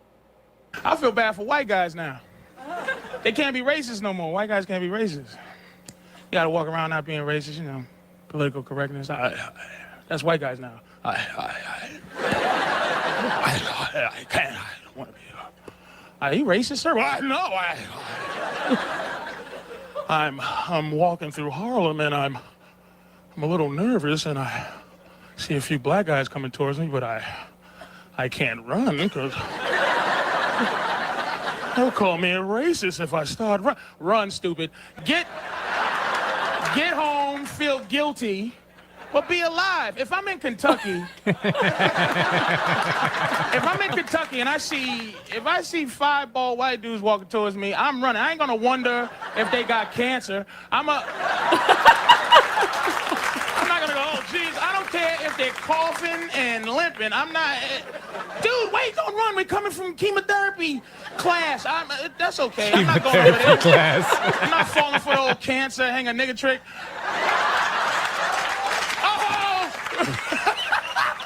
Look, I've never had a worse breakup. They all the same thing. Women try to force themselves on me, and I get very frightened. Forcing me to call, forcing me to listen when they call, forcing me to watch the dumb shit they want to watch on television, forcing me to take them out, forcing me to wear what they think I look cute in, forcing me to play Xbox with them when they're not even interested in the game. They get pissed why? Forcing me to cuddle afterwards, even in the summer. It's hot, bitch. I still love you. Look it, man. Ladies, if you want to... The look on her face is great. Oh my god. Oh, that would have been perfect. Like having like a girl like that, and then like him on a show together. Oh. Oh, that was wild. Hold on. I can't get it. I'm sorry. I'm gonna jump back in, guys. Forcing me to cuddle afterwards, even in the summer? It's hot, bitch. I still love you.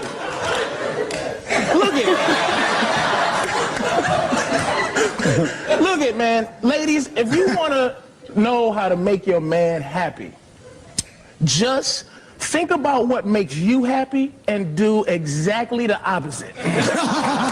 Okay, how many people getting tired of famous people asking you to give money to the disease that they got? Anybody?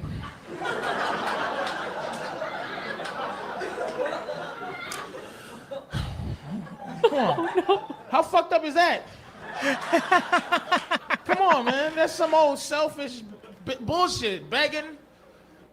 When he just breathes heavy, it's hilarious. He's like, that's some bullshit. He just did like a heavy breath. It was so funny.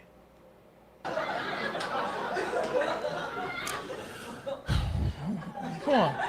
How fucked up is that?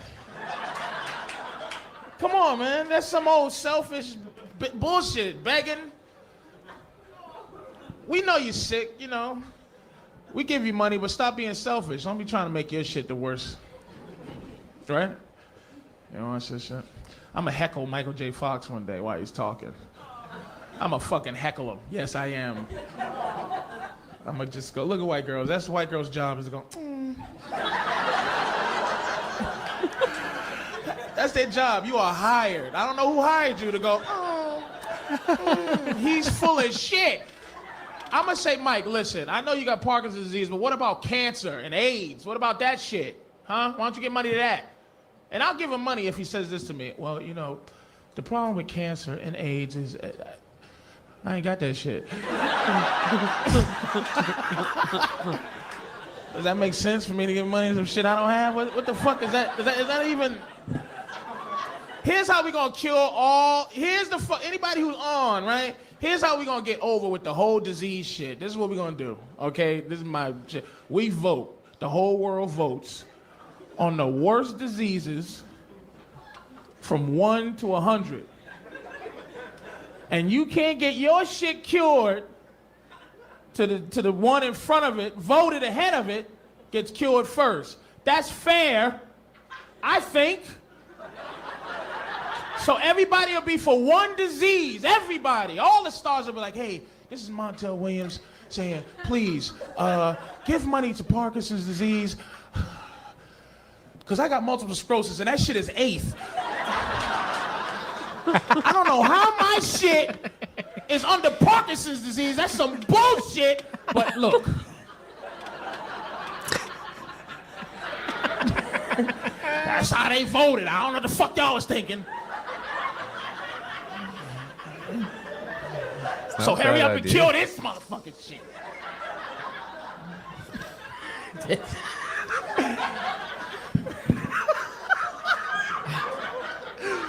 Remember,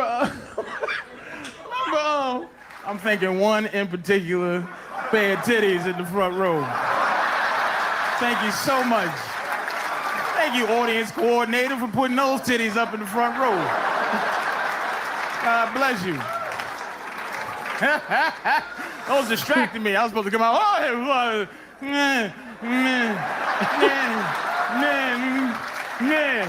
yeah. Oh, y'all here? Yeah? Huh? You look lovely, though. By the way. Yes, you do. Yes, you do. How many people getting sick of the Hindu obstacle course at the airport? It's just, it's...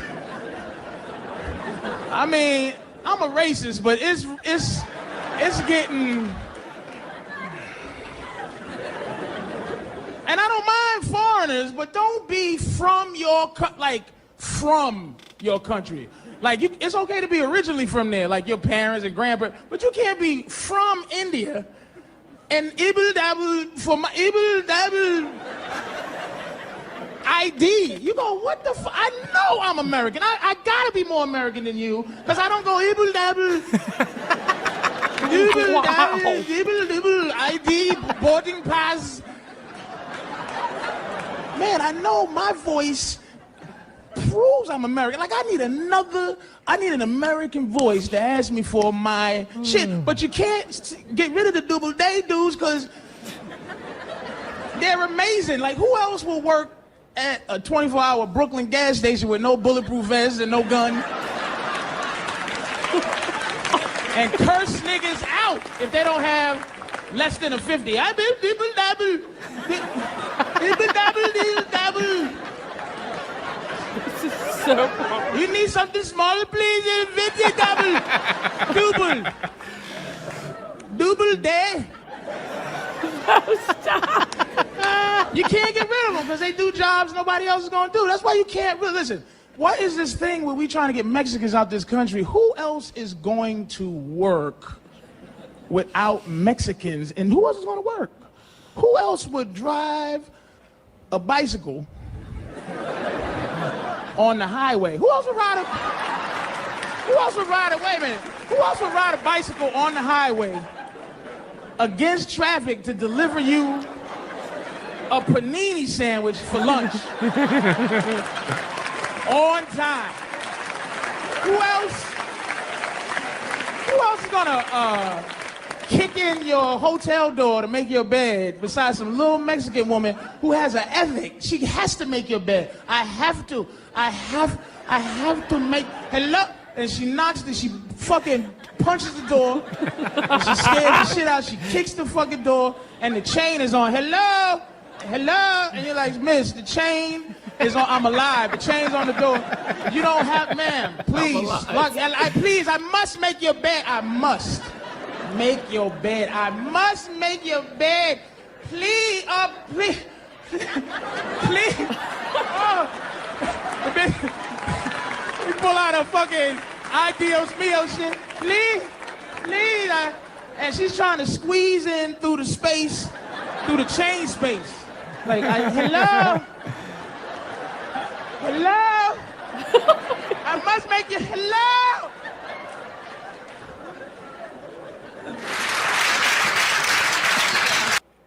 He's just such a character, you know. He really gets into these. Definitely a little on the racist side. I'm not gonna say that, but the Indian stuff is horrible. Yeah. If you like, I saw some of Patrice O'Neal's like real early stuff. I want to say he was on like maybe it was a radio show or something like that. They really went back and forth like that, you know. They've really like, you know, I don't want to say they were racists, but definitely racy, you know what I mean? Yeah. Some people, like, that's not their views, but they know, you know, there's generalizations out there, and they find the humor in it.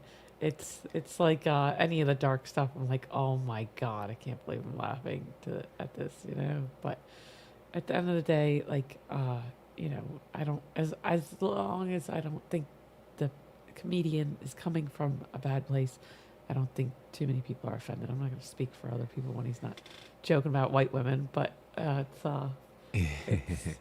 also laughing, so I can't really talk shit.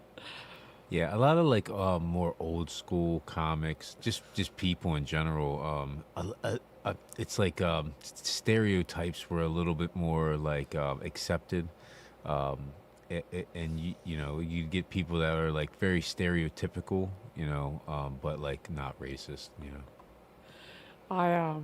I think we have, as a society, gotten a lot more political correct in certain ways, and again, you also hear like things from people you'd never think you'd hear these things from. So it's just a weird world we live in now. Interesting time in history here. Oh, this is cool. This is Caroline's too. That's funny. We just did the Louis C.K. from Caroline's. All right, let's jump back in, guys. Thanks, Bud, for that horseshit intro.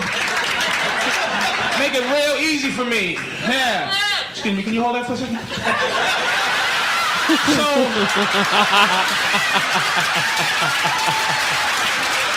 what's your name? You look very good. You going after this? Fantastic. And they keep writing fibbing. Fuck.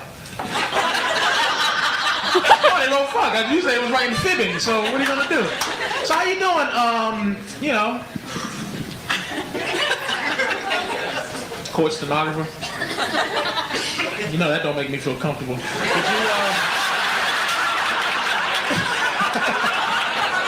Did you do any of the child molesting cases? Are you doing that shit? Yeah, that's right. Yeah. Can you repeat back what Bob Gullum said earlier, please? I'd like to know if he said one of my jokes earlier. Can you do that for me, please? Stenographer!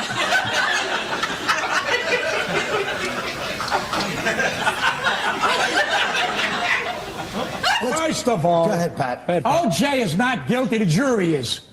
Let's start with that. A lot of people don't know. Pat's about 87, 97 years old. No. And they didn't have jury systems when Pat was young. They still had curly white wigs. They put him in the guillotine. You don't know about the jury. We're looking at these goofy white people, and it must be something very important going on because they standing out here in the sun, and you know white people, the sun don't agree. Do these things actually make a difference? Yes, it does. Because we are... Hold on, I'm sorry. I'm sorry, white lady. Can you mind your business while black people are talking, please? My show is called Patrice O'Neal's Guide to White People. Yeah. Hopefully Comedy Central will pick it up. They better, man. And all it is, basically, is I think white people have had a bad rap, and my character in the show teaches others from other countries and people in this country that this is white man's world, and I'm going to teach you things on how to get along with them. Beautiful. Because I've been fighting with white people my whole life. So the best way to know is know your enemy, and I'm pretty good at knowing white people, so I'm just going to go and make sure you understand the music, what passive aggression is. It's very important. Yeah. You cannot meet passive aggression with aggression. What does white people music? What does it mean? You know what? It's like music that means things to them. Like for instance, I love quote unquote white people music. I mean, you know what I'm saying? Yeah, Hip hop is black people music. Yeah. But not just rock and roll, but like, okay, here's a couple of things I didn't know. I didn't know Neil Young was such a beloved white figure in music. He's beloved, and he should be investigated, and people should know, like black folks and any other should know how important Neil Young is as a artist to white people, and how important the song "Creep" is. Oh my God! Don't you say anything bad about that. The magic of this song "Creep." It's when I heard it, I'm like, oh, it's a good song. And then I seen videos, and it's mesmerizing to white people. They start floating. I'm a creep. I'm a loose. There we go, dude. It just comes on when you talk about it. I'm telling you, 7 people just crashed into the bay just now. They pulled over to cry or jump in the water. You know, sometimes you ever just say, oh my God, I'm an ass, like, but you're not really one, but you be thinking about it. And I think I'm a jerk. And I was on a commuter train that ran a woman over during rush hour traffic. And the conductor, because, you know, it was a little wait, and the conductor got on the mic and said, folks, there may be a half-hour delay in service. A woman just was struck and killed by the train, and everybody went, oh my God.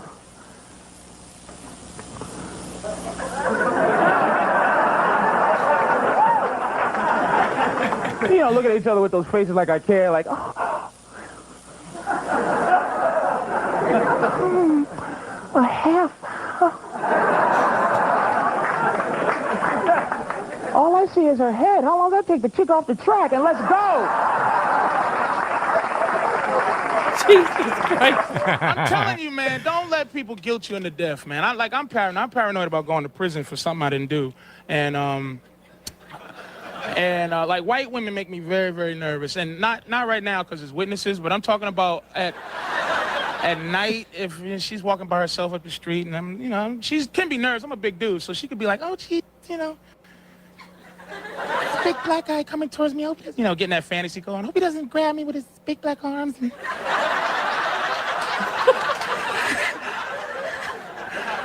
hope he doesn't do something to me. And I'm thinking the same thing, like, oh, gee. Hope nobody kills this white woman because I'm going to get blamed for it. That's why I always keep an alibi. I collect receipts. Because it's a time, it's a place, it's, where I've been. I never go more than a half hour without buying something because you can kill somebody in 15 minutes. You need an alibi. So every 15 minutes I buy something, a stick of gum, can I get a stick of gum, please? And can I get the receipt? And sometimes it's a trouble. I don't have receipts for gum, my friend. It's like, yeah, he goes up to the camera, puts his face in the camera, just to make sure there's some kind of evidence that he was there. Oh, that's great, man. Well, I mean, I need a receipt, man. I don't have the receipt. Costs more than the gun. Please leave my store, my friend. Then if it's like that, I gotta make sure I at least argue with him so that he remembers, you know. Give me my receipt, jackass! Screw you! Screw you too! What time is it? 5:15! You are in my store messing with me at 5:15! You are not killing someone at 5:15 because you're messing with me! What was the worst disease ever and shit? What do you think? Which one scared you the worst? Ebola! Who said that shit? Fuck yeah! Ebola! Remember that shit? He said, fucks yeah. Thank you, miss. We right on the same. Ebola scared me. That was the thing that I was like, oh my God, it's the end of the world. Ebola. Oh, the monkey. The monkey is gonna bite. It's gonna bite me, and I'm gonna spread this shit, and they're gonna have to drop a bomb on my whole street. They're gonna have to blow my street up. I thought it was the Bible disease. You know what I mean? I thought like, oh man, now we done did it. Ebola, we done did it now. This is God laying a hand down. It is over. It's finished. Ebola. Then, you know who tell you the truth? Scientists. Scientists, I love scientists, man. This dude gets on TV because I forgot about AIDS. When Ebola was out,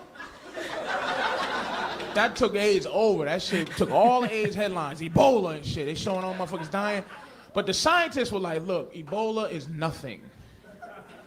It's nothing. They don't care about it. And why? AIDS is fucked up. Scientists are like, please, don't ever forget about AIDS. Because AIDS, you look healthy with it. That's why. You look healthy, you live for a long time, but it's deadly. Ebola is way better. We don't have to be worried about this shit. Because AIDS fucked up dating. AIDS really did. You can't get no pussy on first date. There ain't none of that first date pussy shit ever. It's done with AIDS. But Ebola, see the thing about Ebola, if you get it today, because this is helping both our fear, right? If you get it today, you die tomorrow. And you don't die no happy, healthy death, like no sneaky death where people don't know you had it. Oh man, what happened to you? Quick and gruesome, and that shit's better for dating, man. That bring dating back. One night stands make a comeback with Ebola, because you ain't never gotta worry about taking a girl on a date and taking her to dinner and be like, man, she's beautiful, man, but I wonder if she got Ebola. She'll be wanting all day if a motherfucker got AIDS, but Ebola, you just sit there and order enough chicken and wait till her eyes start bleeding. You be like, what the fuck? What? This bitch got Ebola. When the fuck was you gonna tell me you had Ebola? I gotta wait till your eyes start bleeding. Waiter! Yo, congratulations to you, my friend. Look at that white woman you're with. God damn.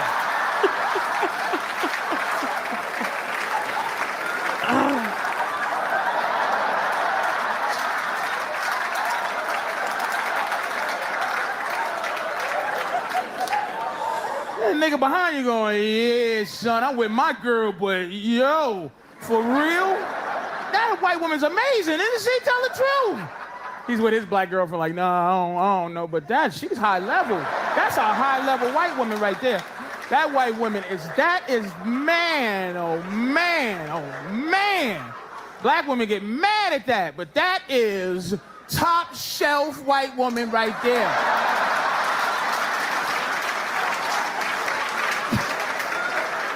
You know how you can tell how pretty a white woman is? The value, you look at her and then you wonder how long they would look for if she was missing.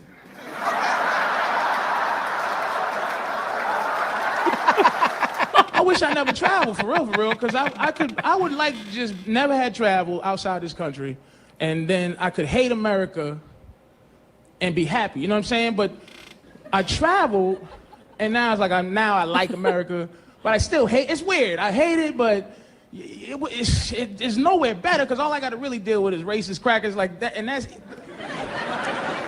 it's funny, because like black people really don't look at white people with like you're the oppressor anymore. It's just something we do. It's just like we like not liking white people, and white people like not liking us. It's like that's just what we do. It's just Because I'm not going nowhere. And I'll kill a motherfucker he tell me to go, like, back to Africa. But listen, I'm talking to black people. Stop that fucking horse shit, that go back to Africa shit. First of all, Africans don't like black people. That's first one. They don't like us. And what the fuck am I gonna do in Africa? Besides fighting some war, wearing sweatpants and tuxedo shoes with a fucking with a fucking machete in my hand with a pair of fucking tuxedo shoes and a knife and fighting some goofy ass fucking war. Fuck it. I like her though. When I'm saying I like you, do you say I like her though? Are you repeating exactly what it? Who the fuck you talking to, first of all? Like, who's deaf? Because I'm gonna cover my, I don't even want y'all to read my lips. That's how annoyed I am. So anyway, you hear the one about, I'm gonna get a little louder. Can anybody hear me?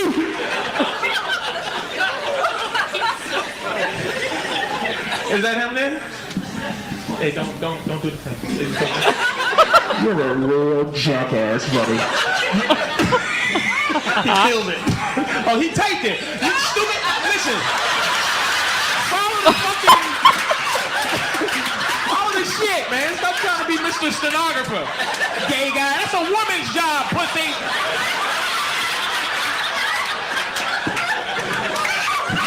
Let me see your nails, huh? Your girl. I'm just joking. Jesus, lady, get the cork out your butt. That was a fucking good time. Everybody's in suits and everything. And white lady sitting like this. This is loosen the fuck out. What's wrong with you, man? Pussy with guys that can't just have to sit there and oh, there's nothing worse. Suits and ties, it stinks. What's going on? Loosen up. Indian lady, right? Indian? Of course. They're our friends. Don't worry about it. A lot of people don't know they're our friends. Indian. What's up, big man? Can you pull your pants up any higher? Jesus Christ almighty. What are you, Mexican? A-hole? You just put a zoot suit on, motherfucker. What's wrong with you? Oh, boy. Thank you, miss. There's one evil person out there. The rest is Jesus, take the pipes out your asses. What's wrong with y'all? Loosen up. Just because it's a benefit don't mean you can't laugh, Mr. What the fuck is wrong with everybody? Easy, Tiger. Oh, see, I don't want white ladies not to like me because when y'all don't like people, nobody can like you. It's just, I don't. As a white lady, can you type my acting skills? I don't think he's funny. Don't laugh. And are these people that work together too? You all guys work together and all type of shit? No? This is all just people that came in support of everybody with suits and shit, huh? No, who do you work with, little shit? Who do you work with?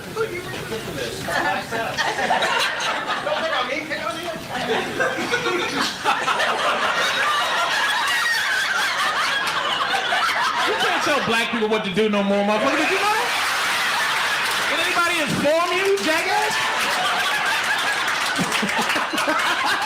What a dick. No, move along, son.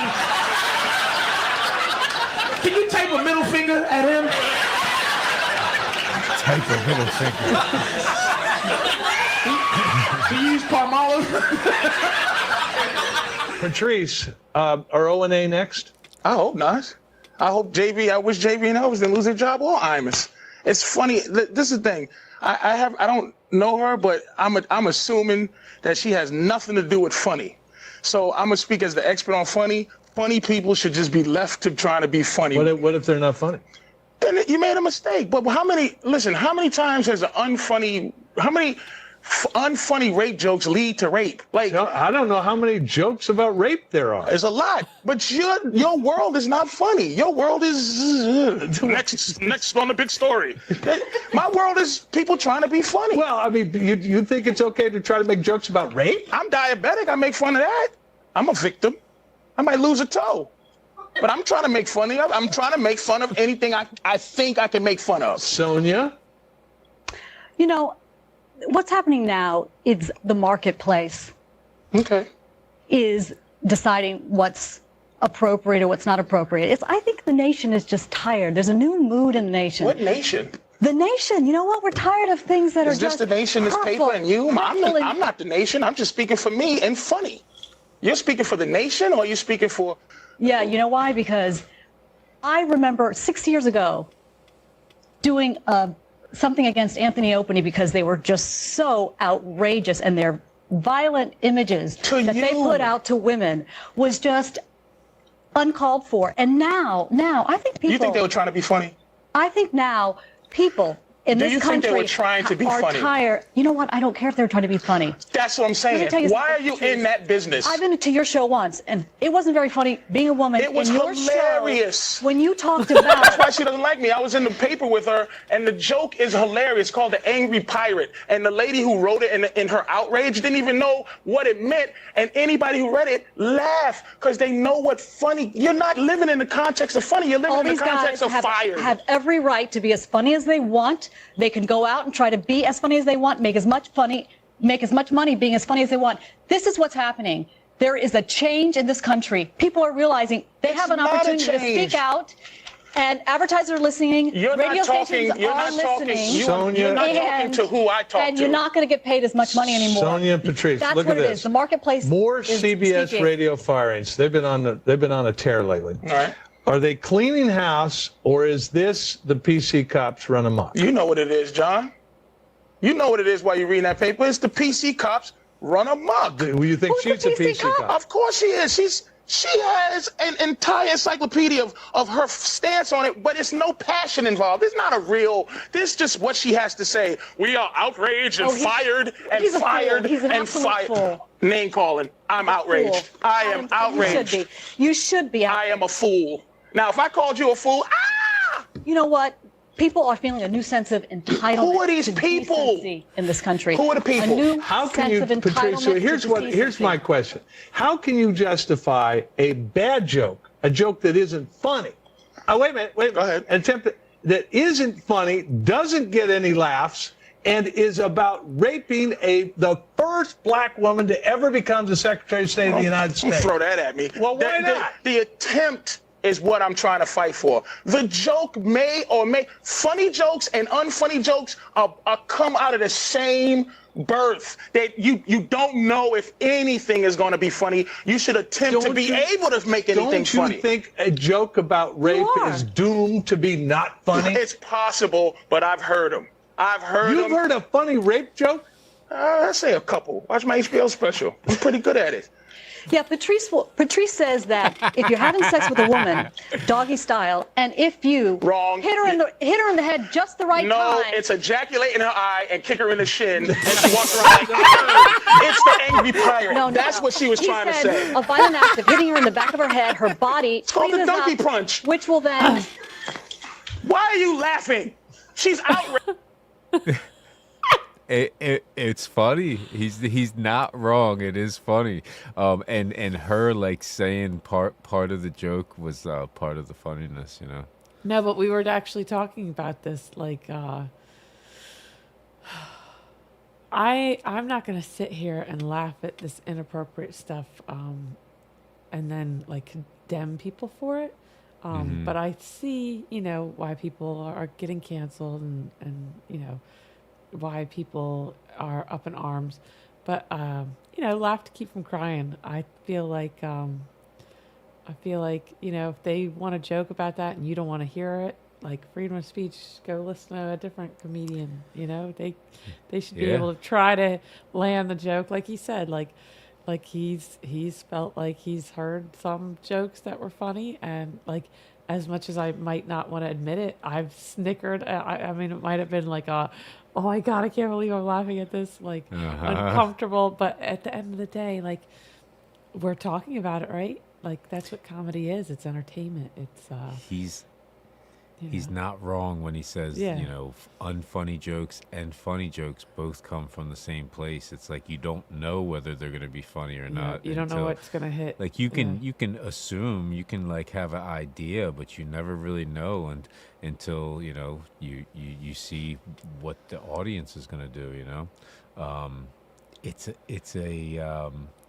it's a very thin line, you know. Some jokes take people the wrong way and they don't think they're funny and they're mad, but some people could laugh at it.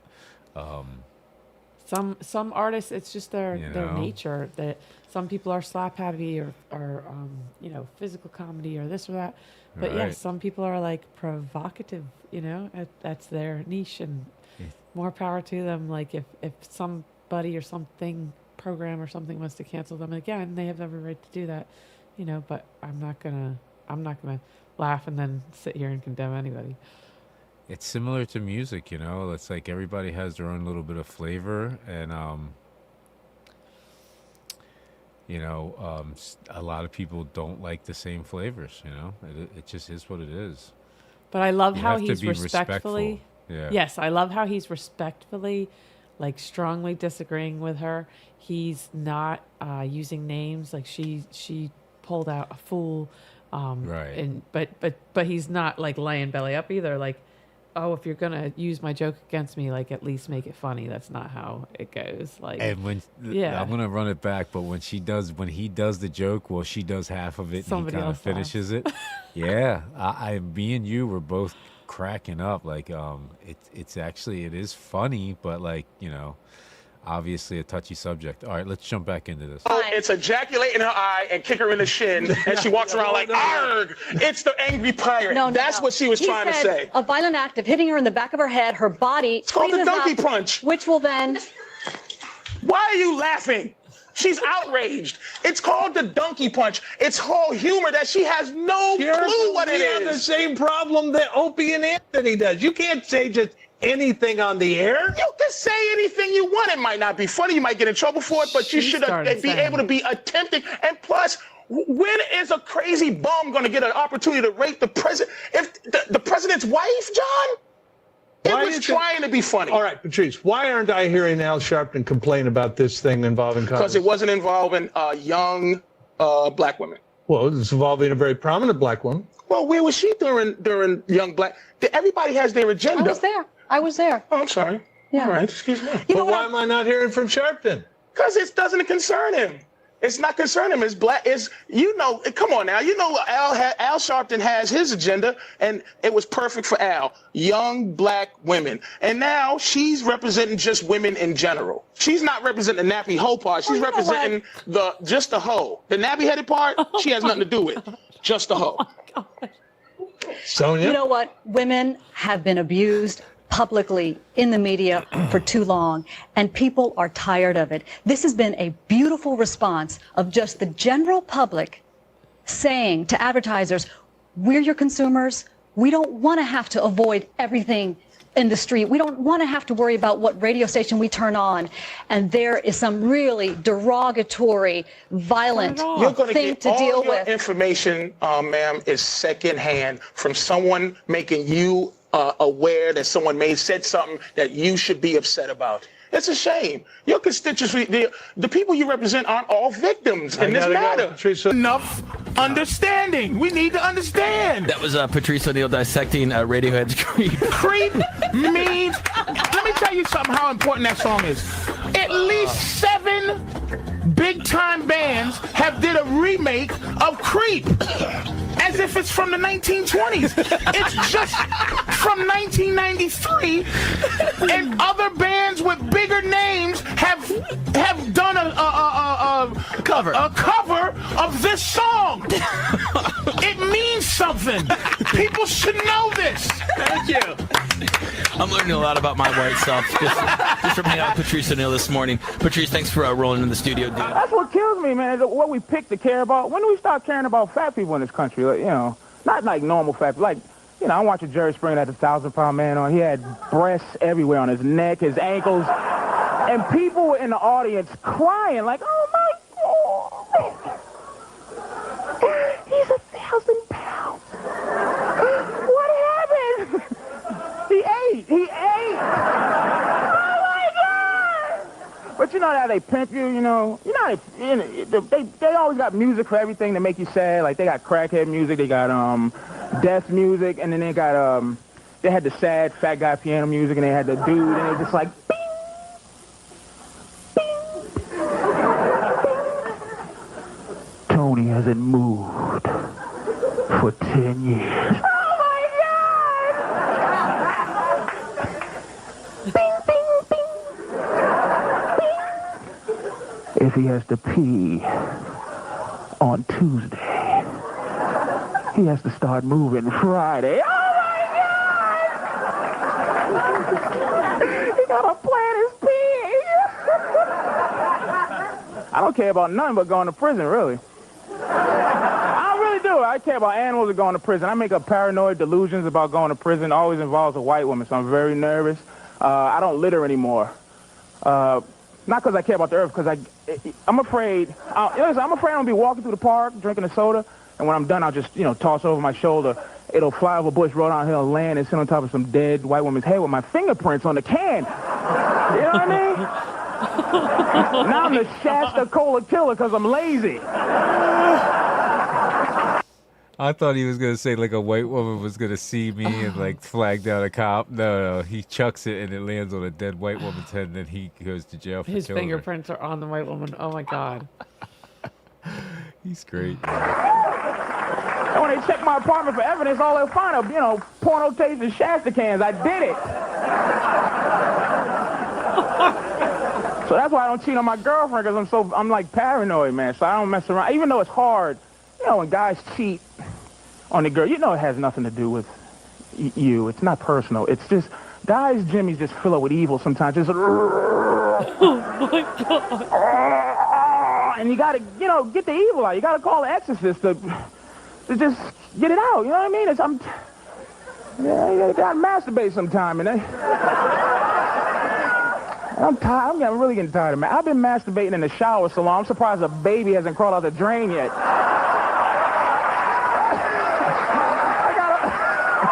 I got a little ugly son shaped like a pipe.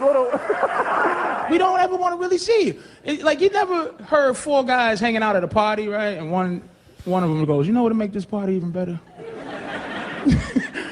If my girl was here.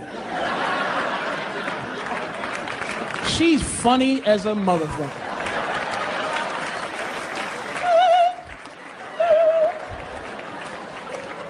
And the only reason we don't go, "Get the fuck out of here," is because women are the worst terrorists there are.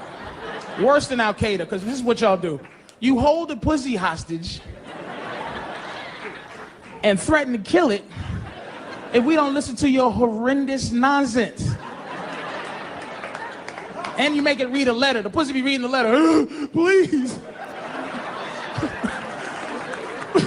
Please listen to a story or she's gonna kill me and you'll never see me again." Look at him, look. This posture, this ain't good when girls do that. Girls do that. He hates women. Somebody gotta tell you.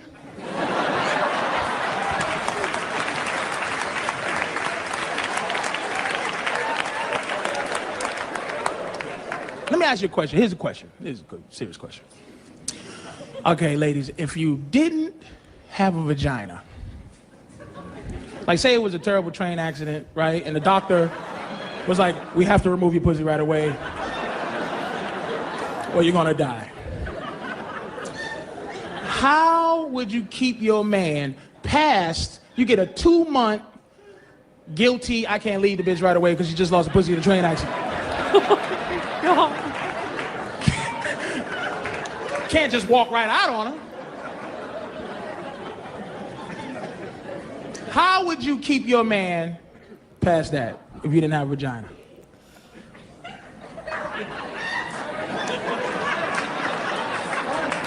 Wow. Nothing? You can talk. Suck his dick. Okay. Mouth. Asshole. Okay, great. You see what I'm saying? Now, I've been getting pussy beamed the whole show, right? But I give women the opportunity to say, "I'm gonna make myself worth more." But you just classified yourself as a series of holes. But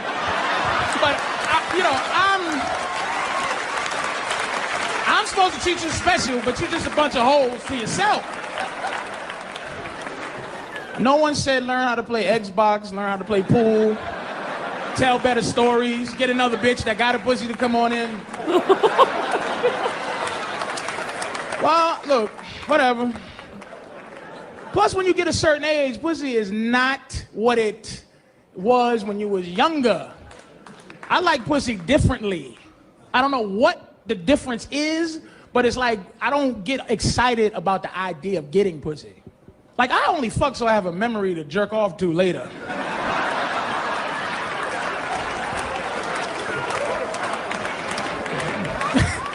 I can't enjoy it until later on when I'm jerking off to it. I'm like, oh, this is gonna be good as a motherfucker later. When I'm beating off to it, when I could just really enjoy this shit. Instead of looking.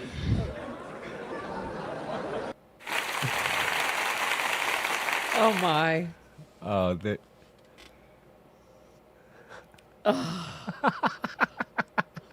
oh, I'm sorry about that, guys. Yeah, Patrice O'Neal. Wow, what a roller coaster he just took us on.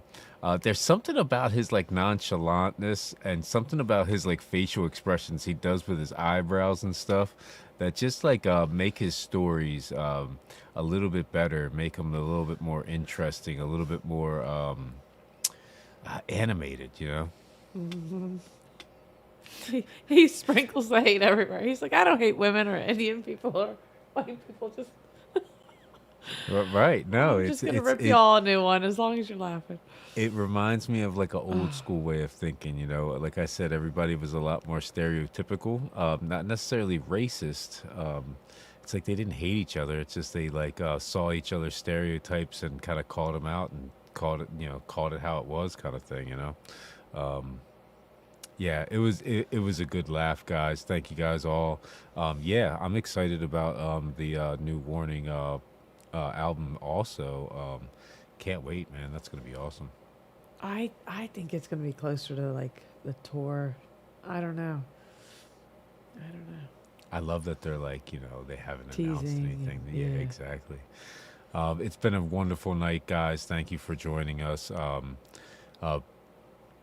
We have, you know, the Angelina and the Mission Souls coming up, and then the following week we're gonna also have a 1 hour special on The Warning and Led Zeppelin. Awesome. So keep an eye out for those popping up too. Always hit the notification bell so you're notified when it pops up. So are those the next 2 Wednesdays, or is that Wednesday? So the first is Sunday. So the next 2 they're already up right now. They're both for Sunday. It's one's at 9:05, Angelina, and then Mission Souls are at 10:05. I think we'll do the same thing with The Warning and Led Zeppelin, do them like back to back like that. But I'm not sure whether it's going to be Saturday or Sunday yet. So yeah, just keep an eye out. Also, the 7th, we have keep an eye out for the Shred and Shout with a Hurricane. So we definitely have a Shred and Shout on the 7th, and yeah, we'll see you guys in those. Thank you guys for joining us. Yes, Charles. So jealous. Wow. All right. Good night, Charles. Good night. Right? 7 days. Yeah. Yes. Wow. Enjoy every moment. Enjoy. Peace out, everybody. Thank you guys night, for joining John. us. Night, Paul.